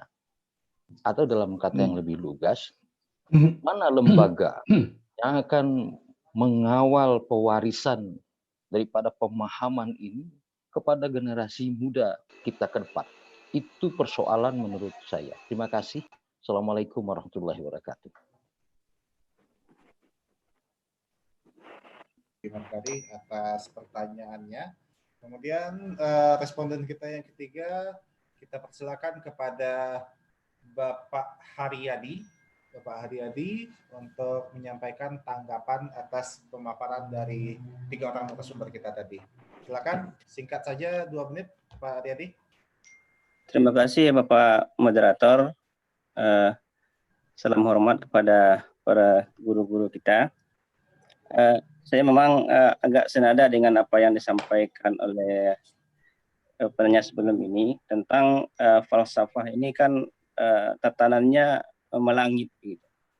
Jadi kesulitan dari masyarakat kita itu kan membumikannya gitu. Dan kalau sampai hari ini saya lihat untuk di masyarakat kita memakai adat Minang itu kan banyak yang bersifat kulit luarnya saja gitu. Jadi tidak sampai kepada hal-hal yang mendasar gitu. Jadi memang usaha-usaha kita sesungguhnya bagaimana memang ini betul-betul falsafah ini betul-betul hadir di dalam setiap praktik-praktik adat di tengah masyarakat kita. Saya kira itu saja. Terima kasih. Baik, hampir sama dengan pertanyaan dari itu Pak Yudi Makari tadi berkaitan dengan penerapannya dalam kehidupan sehari-hari. Dan untuk satu lagi responden kita persilakan kepada Buya kita, Buya Sofwan Karim yang ingin menyampaikan tanggapan terhadap pemaparan tadi, Buya. Silakan kepada Buya, kita persilakan. Assalamualaikum warahmatullahi wabarakatuh.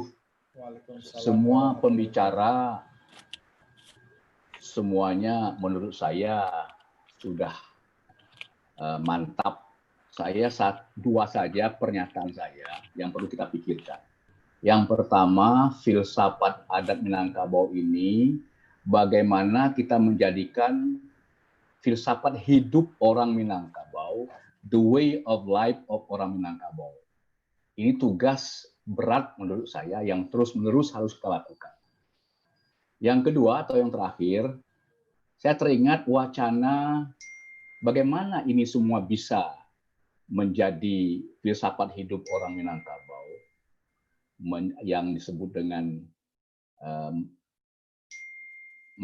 hidup berakal mati beriman, dan dipeganglah ini sebagai the way of life kita yang tadi disebut dengan adat bahasa isyarat dengan 4 macam itu. Yang pertama yang nilai-nilai ideal normatif, kemudian yang bersifat aktual empirik.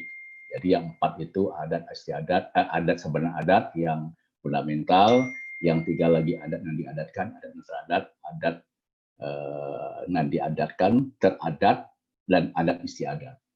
Nah ini yang perlu kita bicarakan, dan ini tidak cukup sekali ini, kita harus menjadi program khusus ini. Bersama-sama kita, LKAM, Ormas, Bakaba, MUI, dan seterusnya.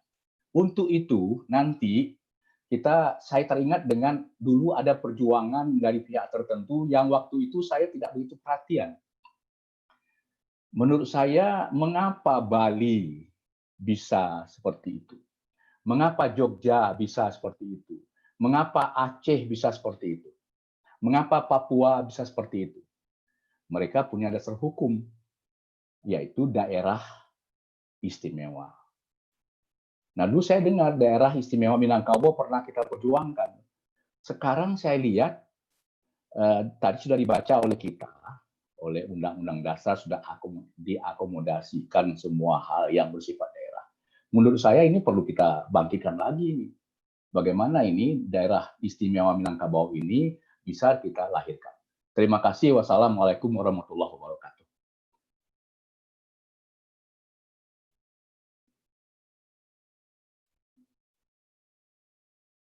Sudah, moderator? Apa tidak terdengar? Buya. Waalaikumsalam warahmatullahi wabarakatuh. Terima kasih Buya atas tanggapannya. Ada 2 hal tentang the way of life Minangkabau dan bagaimana nantinya kalau bisa dijadikan Minangkabau itu sebagai daerah istimewa. Baik, karena sudah ada 4 responden, kita mintakan tanggapan balik dari para pemateri kita pada malam hari ini. Mungkin karena tadi sudah dimulai lebih awal oleh Profesor Dr. Duski Samad, jadi dipersilakan kepada Profesor Duski Samad untuk menanggapi balik secara singkat dan padat. Karena keterbatas waktu ini. Silakan Prof. Dan tolong di depan oke. Oke, silakan Prof. Baik, Assalamualaikum warahmatullahi wabarakatuh. Terima kasih. Karena temanya besar hari ini, tema falsafah, maka pikiran saya tadi juga besar saya kemukakan. Saya melihatnya dari 4 sudut pandang tadi. Apa yang muncul dari wacana balikan dari bapak-bapak dan saudara kita itu nampaknya terkoneksi dengan itu. Satu, bicara tentang esensi. Kita sepakat dengan apa yang disampaikan Pak Yulizar Yunus, sudah final. Apa yang disampaikan oleh Pak Mardi Catra, itu orang tidak akan bisa paham Minangkabau kalau tidak memiliki epistemologi Minangkabau. Atau yang saya perkenalkan, beliau perkenalkan dengan ilmu keminangkabauan dan seterusnya. Di perspektif melihat esensi itu ya seperti kata Pak Datuk tadi dan juga kata Pak Rifki tadi, itu kan ketika kita turunkan kepada aspek-aspeknya. Saya bicara besarannya tadi ya, dan besarannya, dalam tekambangnya dan seterusnya. Nah, ini menjadi tantangan bagi kita. Bagi kita memang ini sudah final, tapi karena dunia keterbukaan, itu sekaligus menjawab Pak Datuk tadi ini. Karena ini dunia keterbukaan dan semua orang tidak bisa lagi mengklaim ini, dari aspek keilmuan, ini kita mesti menyiapkan diri pada yang ketiga di bawahnya. Maka pikiran besar saya itu tadi, ada esensi, kemudian bagaimana komitmen kita. Nah, pertemuan hari ini sedikit bangun komitmen kita. Bahwa bagi orang Minang, apa saja yang terkait dengan Minang itu sama dengan Islam. Kalau ada yang tidak Islam, kita masuk kepada aspek ketiga setelah itu. Setelah komitmen, ada pewarisan. Setelah pewarisan, ada proteksi. Nah, jadi menurut saya itu yang perlu kita persamakan pemikirannya. Nah, kalau kita melihat seperti itu, maka nilai-nilai dasar dari adat Pasandisara yang kita sepakati sebagai falsafah dasar itu akan bisa kita perkuat komitmen kita, lalu komitmen itu kita wariskan. Bagaimana cara membangun komitmen? Salah satu diantaranya memang pengetahuan, pengalaman, dan seterusnya. Bagaimana pewarisan? Ada pewarisan yang sifatnya ilmiah, terstruktur, ada pewarisan dalam bentuk kebiasaan, ada pewarisan dalam bentuk menjaga orisinilitasnya, dan bagaimana memproteksi. Ya, itu pertanyaan Buya Safwan Karim tadi. Jadi oleh karena itu, kita tidak perlu berdebat, saya pikir. Saya juga kurang sependapat kalau kita terlalu reaksionis melihat sesuatu, itu justru yang rugi kita. Karena dunia yang sangat terbuka hari ini, kita tidak mungkin menghambat. Orang apa saja mau menerjemahkan. Sekarang bagaimana kita memproteksi diri. Bagaimana kita memperkuat warisan. Bagaimana kita membangun komitmen kita. Jadi Pak Datuk, apa tadi? Panduko, apa tadi nama beliau? Kita berharap, saya malah lebih tegas lagi ketika tadi wartawan tanya berapa waktu lalu pada saya. Kalau dalam kapasitas saya sebagai tokoh agama, tidak ada cara lain, walau terda jawabannya. Nah, kalau kapasitas kita sebagai ilmuwan, ini sebuah tantangan. Oleh karena sebuah tantangan, kita harus jawab dengan memperkuat komitmen, dengan memperkuat sistem warisan, dan dengan membuat proteksi, kata istilah Pak Dawan tadi, bagaimana payung hukum ini kita manfaatkan. Nah, dalam koridor seperti itu, kalau kita merefer kepada apa yang dikatakan Pak Mardi Catra tadi, bahwa orang Minang lebih melihat kepada esensi, bahwa ilmu keminangkabauan itu hanya bisa dipahami dengan epistemologi Minangkabau, maka ini akan membuat kita semakin percaya diri, membuat kita bahwa masa depan Minangkabau ya tergantung kita. Ketika pewarisan, ketika komitmen, ketika proteksi kita biarkan saja, tidak secara serius, ya dia akan mengalami hal-hal yang tidak mudah untuk ke depannya. Jadi prinsipnya bagi saya yang perlu dipahami, keutuhan pemikiran saya harus melihatnya dari segi itu. Jadi melihatnya dari sebuah perspektif yang sangat cukup dan lengkap. Karena tema kita falsafah. Nah, mungkin kita turun ke bicara satu aspek saja, kan tidak mungkin. Kita bicara pikiran besar. Pikiran besar Minangkabau itu Islam final. Pikiran Minangkabau itu harus dibangun dengan komitmen yang kuat, harus dengan pewarisan yang terukur, dengan proteksi yang jelas. Terima kasih. Assalamualaikum warahmatullahi wabarakatuh. Warahmatullahi wabarakatuh. Terima kasih saya ucapkan atas tanggapan baliknya dari Profesor Dr. Rizky Samad. Kemudian kita mintakan tanggapan balik terhadap 4 responden kita pada malam hari ini. Kepada pemateri kedua, Pak Dr. Ricky Saputra MA, kita persilakan untuk menanggapi balik. Terima kasih, moderator. Setuju apa yang disampaikan oleh Prof. Ruski barusan, dan tentu secara umum Bapak dan Ibu-Ibu yang sudah memantik tadi, ini adalah memang bukan pekerjaan yang ringan, yang ekstra, karena memang kita harus mengapresiasi apa yang dilakukan hari ini kita dalam ranah diskusi, bahkan sebelumnya itu sudah masuk dalam ranah aksi.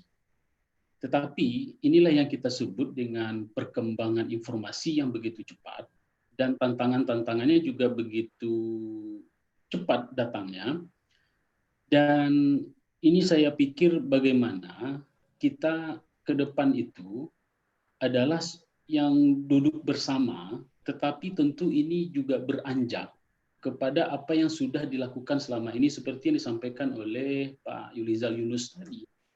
Bahwasanya semenjak dulu ini sudah kita bareng untuk mewujudkan bagaimana ini untuk memperkokoh benteng kita yang dari dalam itu sendiri. Karena apa? Kalau memang bentengnya dari internal itu sudah kokoh, maka apapun bentuk tantangan-tantangan yang berada dari eksternal, maka itu bisa minimalisir akan terjadi, sehingga kita pun yang di dalam tidak gagap untuk menghadapinya. Nah, ini yang pertama. Kemudian yang kedua, tentu ini adalah hal yang memang harus kita munculkan untuk tidak bisa terselesaikan di dalam waktu yang sesingkat-singkatnya, karena memang begini, falsafah adat Minangkabau yang kita bicarakan secara keseluruhan itu pada hakikatnya, kalau kita memahaminya secara internal lebih baik, maka respon yang kita tampakkan pun di dalam tantangan-tantangan itu juga bersifat al-hikmah. Juga bersifat ada nilai spiritual, ada nilai intelektual, dan juga ada nilai pengalaman kehidupan keseharian yang kita berguru kepada alam itu sendiri. Nah, jadi kita lebih cenderung melihat bahwasanya kita lupa untuk memperkuat ini, kita lebih banyak untuk tanda kutip menyalahi pihak-pihak yang eksternal, padahal kita itu masih rapuh di dalamnya. Dan tentu rapuh yang kita maksud di sini adalah ada beberapa, apakah itu sifatnya minoritas atau mayoritas, yang kita sendiri pun tidak memahami secara substansi. Ya, seperti yang disampaikan oleh Pak Dr. M tadi, bahwasanya epistemologi Minangkabau itu sendiri pada hakikatnya itu sudah berbicara persoalan ketuhanan, kealaman, dan kemanusiaan. Nah, artinya apa? Ini ada 3 nilai yang kita sebut tali tiga sapilin itu, kalau sudah mengejewantah di dalam diri kita ini, walaupun ini adalah sesuatu proses yang panjang, maka ini yang kita sebut kokoh tadi. Tali itu dia akan kokoh. Nah, jadi ini tentu kita tidak berpuas hati dan berputus asa untuk tidak mendudukkan bahwasanya dalam rangka untuk memperkuat dan memperkokoh kita secara internal itu sendiri.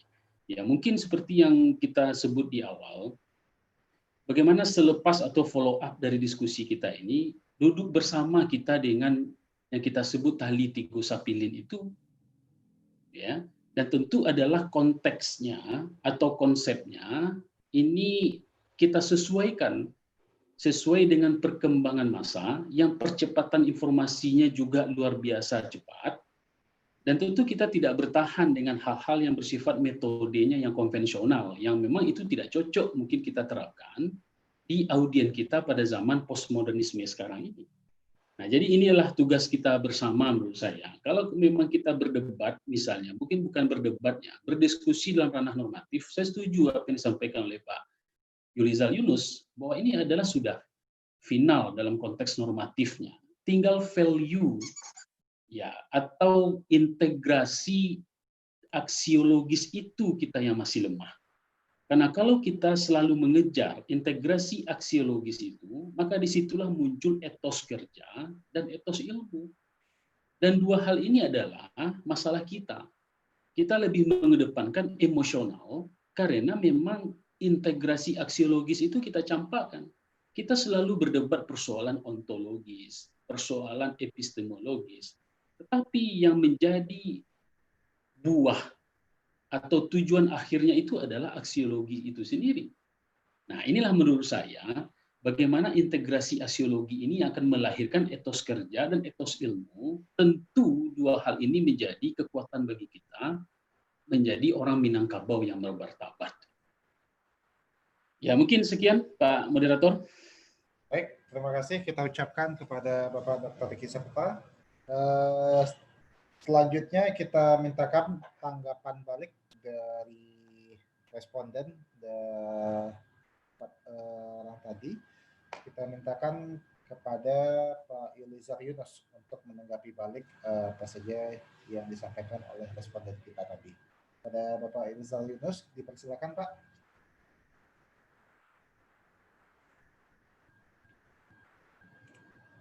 Pak Yulizar. Halo.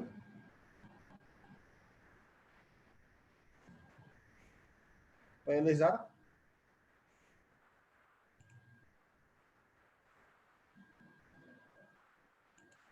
Mic-nya mati Pak Yul. Di unmute dulu Pak Elizar. Mohon maaf Pak Elizar, di Pak, di unmute dulu.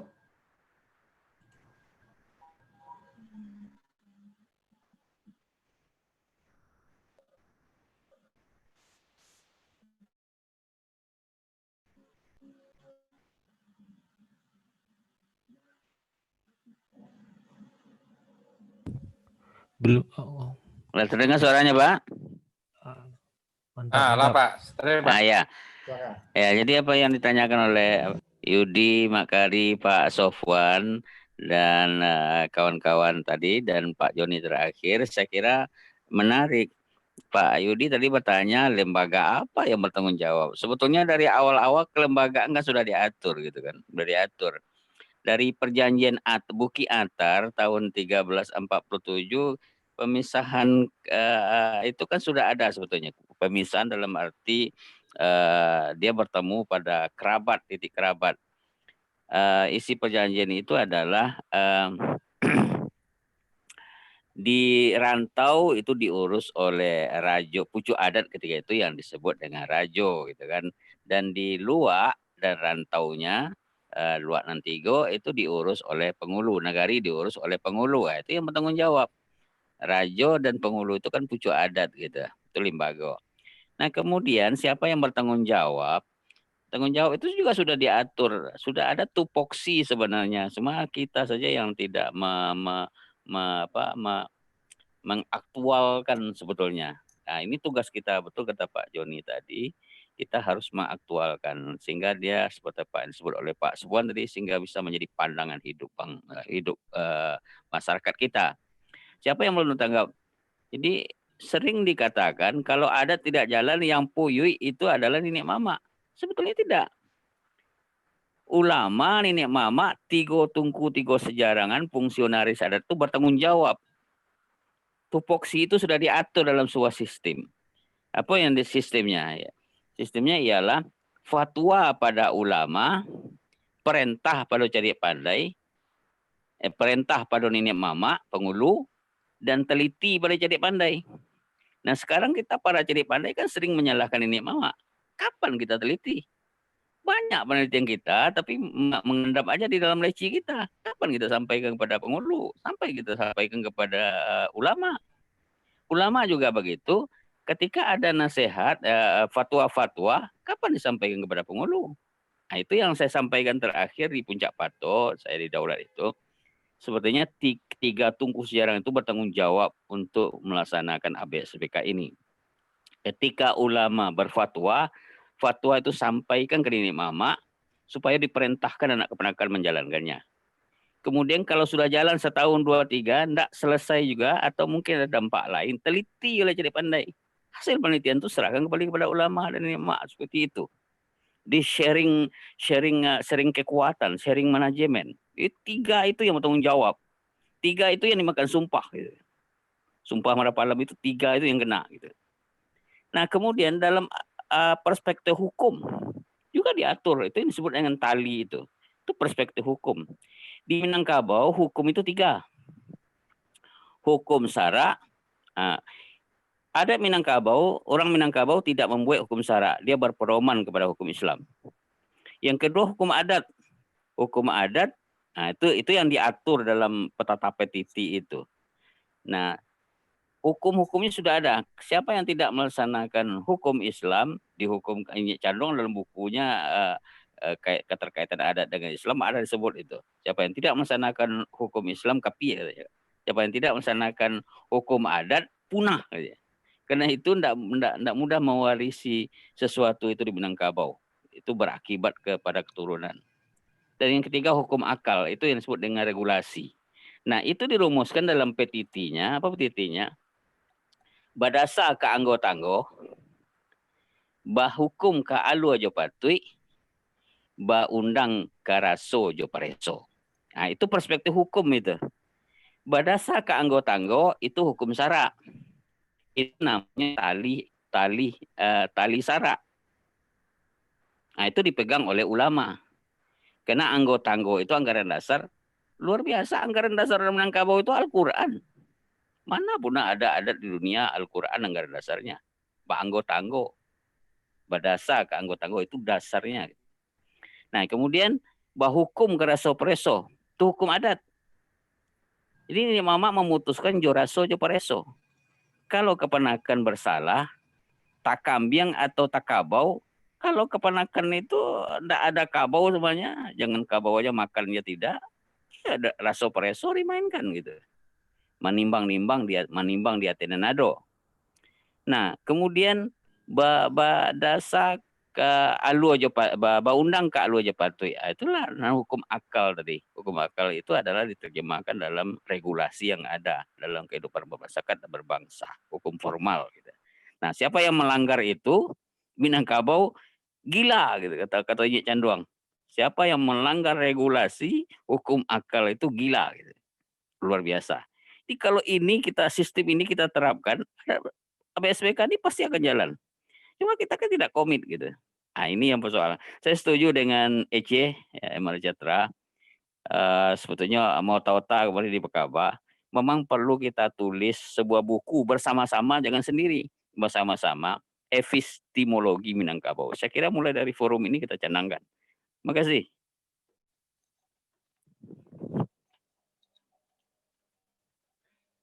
Pak Jasman, silakan.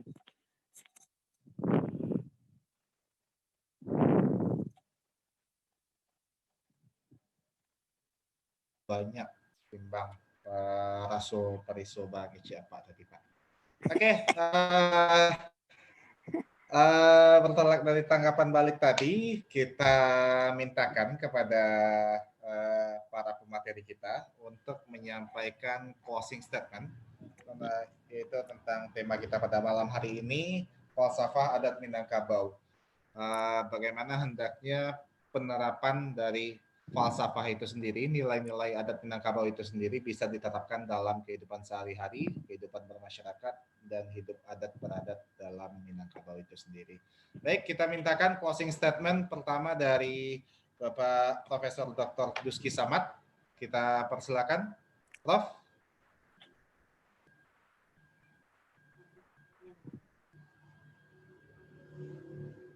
Prof. Silakan, Prof.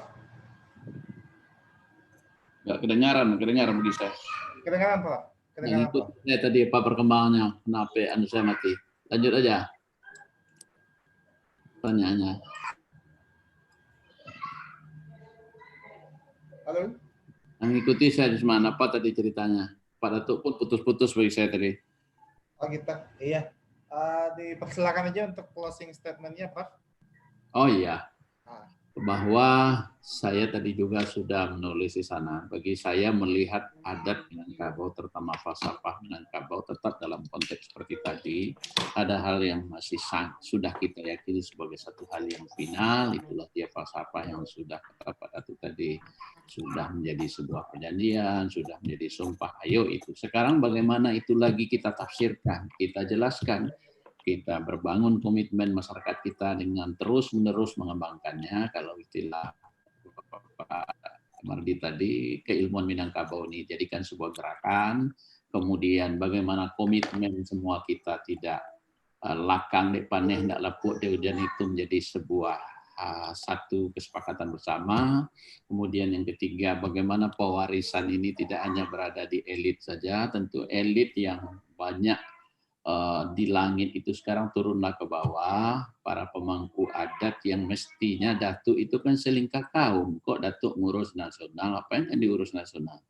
Terurus enggak kaumnya di bawah, uruslah kembali ke bawah. Kemudian yang ketiga, ayo kita seperti saran Pak Puan Karim tadi, kita setuju, kalau enggak diproteksi, kalau perda kita lemah, kalau kita tidak memanfaatkan undang-undang dasar tentang hak-hak tradisional itu dalam bentuk hukum positif, ya dia akan habis nanti. Kalau sebagai sebuah wacana keilmuan, tidak mungkin kita hambat ya, dia akan berkembang terus.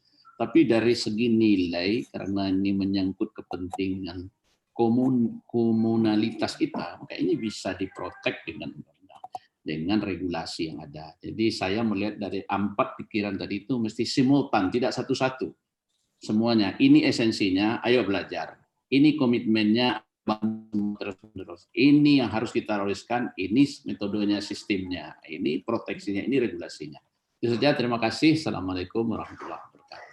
Waalaikumsalam warahmatullahi wabarakatuh. Terima kasih Prof atas closing statement-nya. Kemudian kita mintakan closing statement yang kedua dari Pak Rektor UMSB, Dr. Riki Saputra MA. Kita persilakan dengan segala hormat.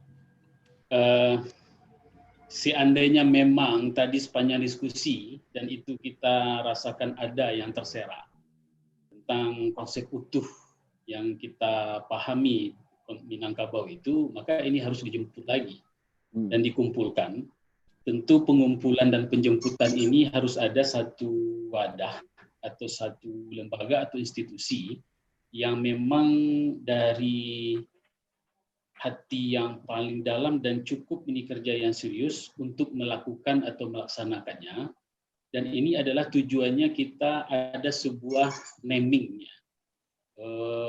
Dan naming ini menjadi sebuah power bagi kita untuk menginternalisasikan falsafah adat Minangkabau itu sendiri secara bersama-sama. Sekian, moderator. Baik, terima kasih Pak Rektor atas closing statement-nya. Kemudian untuk closing statement yang terakhir kita mintakan kepada Pak Yulizar Yunus. Terima kasih Pak Jasman. Jadi dalam closing post ini kita tetap bersekukuh ABS SPK ini kita laksanakan secara murni dan konsekuen. Ada fenomena kita kadang-kadang semakin tinggi, semakin posisi tinggi, semakin baik, dan orang akademisi membicarakan adat ini dianggap kuno, gitu kan. Sikap ini harus kita lakukan pembaharuan, gitu kan. Perubahan sikap bahwa adat itu sebenarnya modern. Adat Minangkabau itu modern, gitu, bukan kuno, gitu. Malah Prof mungkin maklum kalau kita studi adat itu studi modern, bukan studi kuno. Yang kedua, kelembagaan harus kita operasionalkan. Jadi pendekatan kelembagaan penting. Lembaga itu sebenarnya sudah ada kuat. Dalam Perda nomor 6 tahun 2014 kan sudah jelas ada limbago, ada organisasi, itu dua itu berbeda. Limbago ada itu badan yang naik, batanggo turun. Mulai dari rumah tanggo, parui, suku, sampai nagari. Nah, kemudian itu limbago dan nagari dan ada nenek mama dan bajini, itu namanya limbago. Sedangkan itu langsung mengurus adat. dengan anak keponakannya. Nah, di situ peran Tunku Tiga Sejarangan tadi itu yang paling bertanggung jawab, penghulu, ulama, jadi pandai bertanggung jawab terhadap adat ini. Ulama tadi memproduk fatwa, sampaikan kepada penghulu, kemudian teliti oleh jadi pandai setelah dilaksanakan. Ini baik diteruskan atau tidak? Yang ketiga, kemudian organisasi adat tadi, contohnya ya seperti Bakorkan, seperti Elkam, seperti Bundo Kandung, itu organisasi adat. Dia tak langsung mengurus adat. Dia hanya jembatan emas mengkomunikasikan antara limbago adat dengan pemerintah supaya difasilitasi pengembangan adat. Nah, yang ketiga adalah kembali kita kepada butir-butir tadi. Karena masyarakat apanya yang mau kita laksanakan ABSPK ya. Makanya terakhir Dinas Kebudayaan sudah membuat butir-butir ABSPK itu 99. Saya kira untuk sementara boleh itu kita kembangkan lagi gitu kan. Dan kita laksanakan di situ.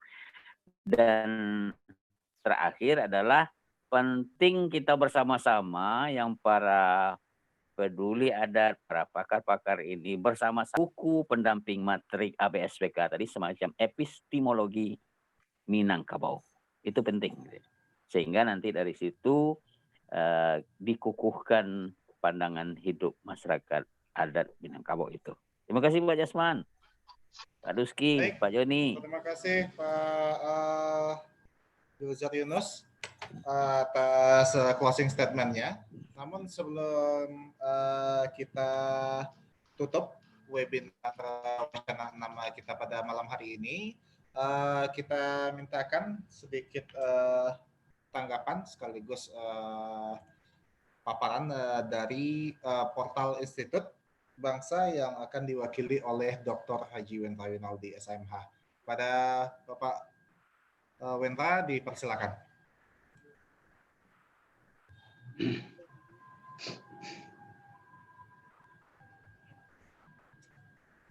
Halo, Pak Wendra. Halo, Assalamualaikum. Waalaikumsalam. Silakan Pak Wendra. Terima kasih Pak Moderator. Terima kasih Prof. Kisaman, Prof. Terima kasih Pak Rektor, terima kasih Pak Yulizar Yunus. Jadi kami Bapak-Bapak, Ibu-Ibu dari Portal Bangsa Institut.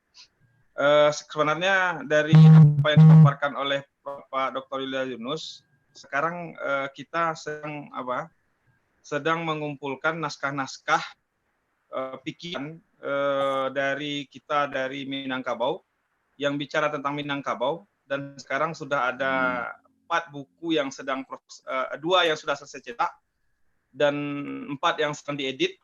Artinya begini, kami betul seperti kata Pak Dr. Yulizar Yunus tadi, memang ada pengalaman saya ketika menulis disertasi tentang kesatuan masyarakat hukum adat, ketika mencari referensi memang kesulitan.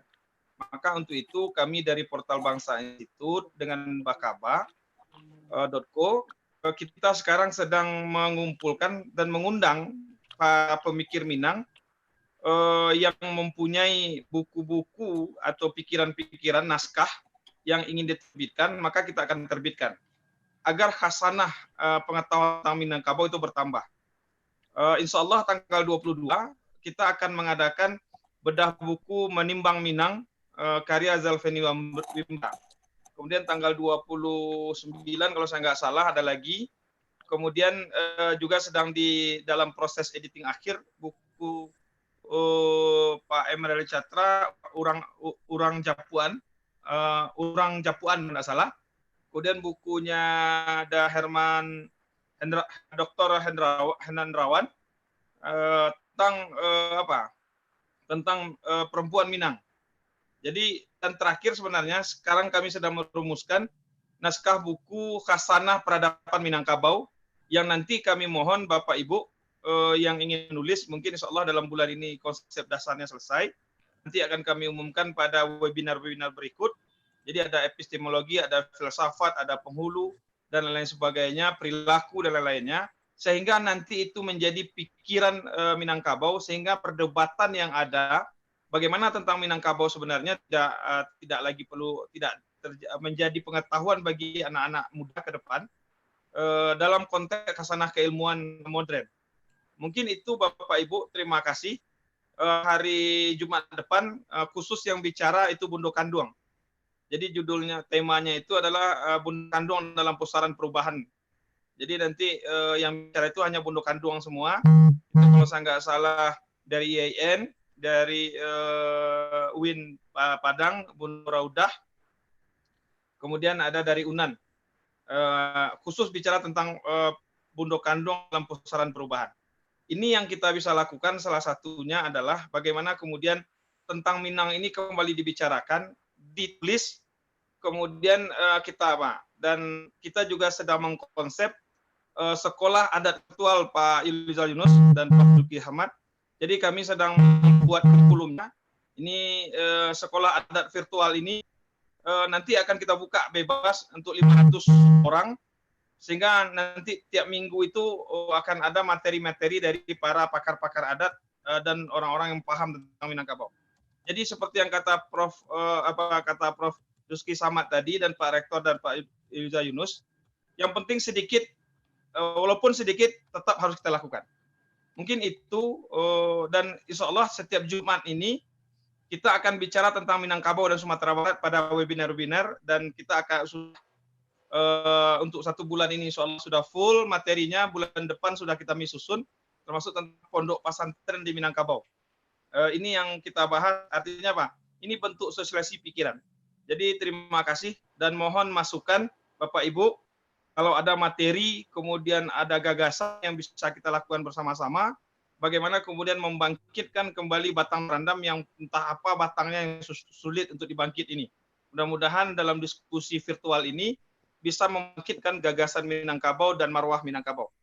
Dan kami atas nama Portal Bangsa Institute, mohon maaf kalau ada kesalahan dan kekurangan. Billahi taufiq wal hidayah. Assalamualaikum warahmatullahi wabarakatuh. Waalaikumsalam warahmatullahi wabarakatuh. Terima kasih atas informasi yang disampaikan oleh Bapak Wendra.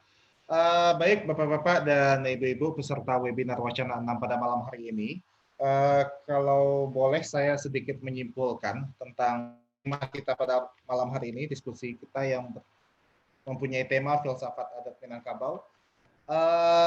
Memang masalah adat ini menjadi PR besar bagi kita semuanya untuk dapat menyampaikan, terutama kepada generasi-generasi muda, untuk dapat diaplikasikan sebaik mungkin.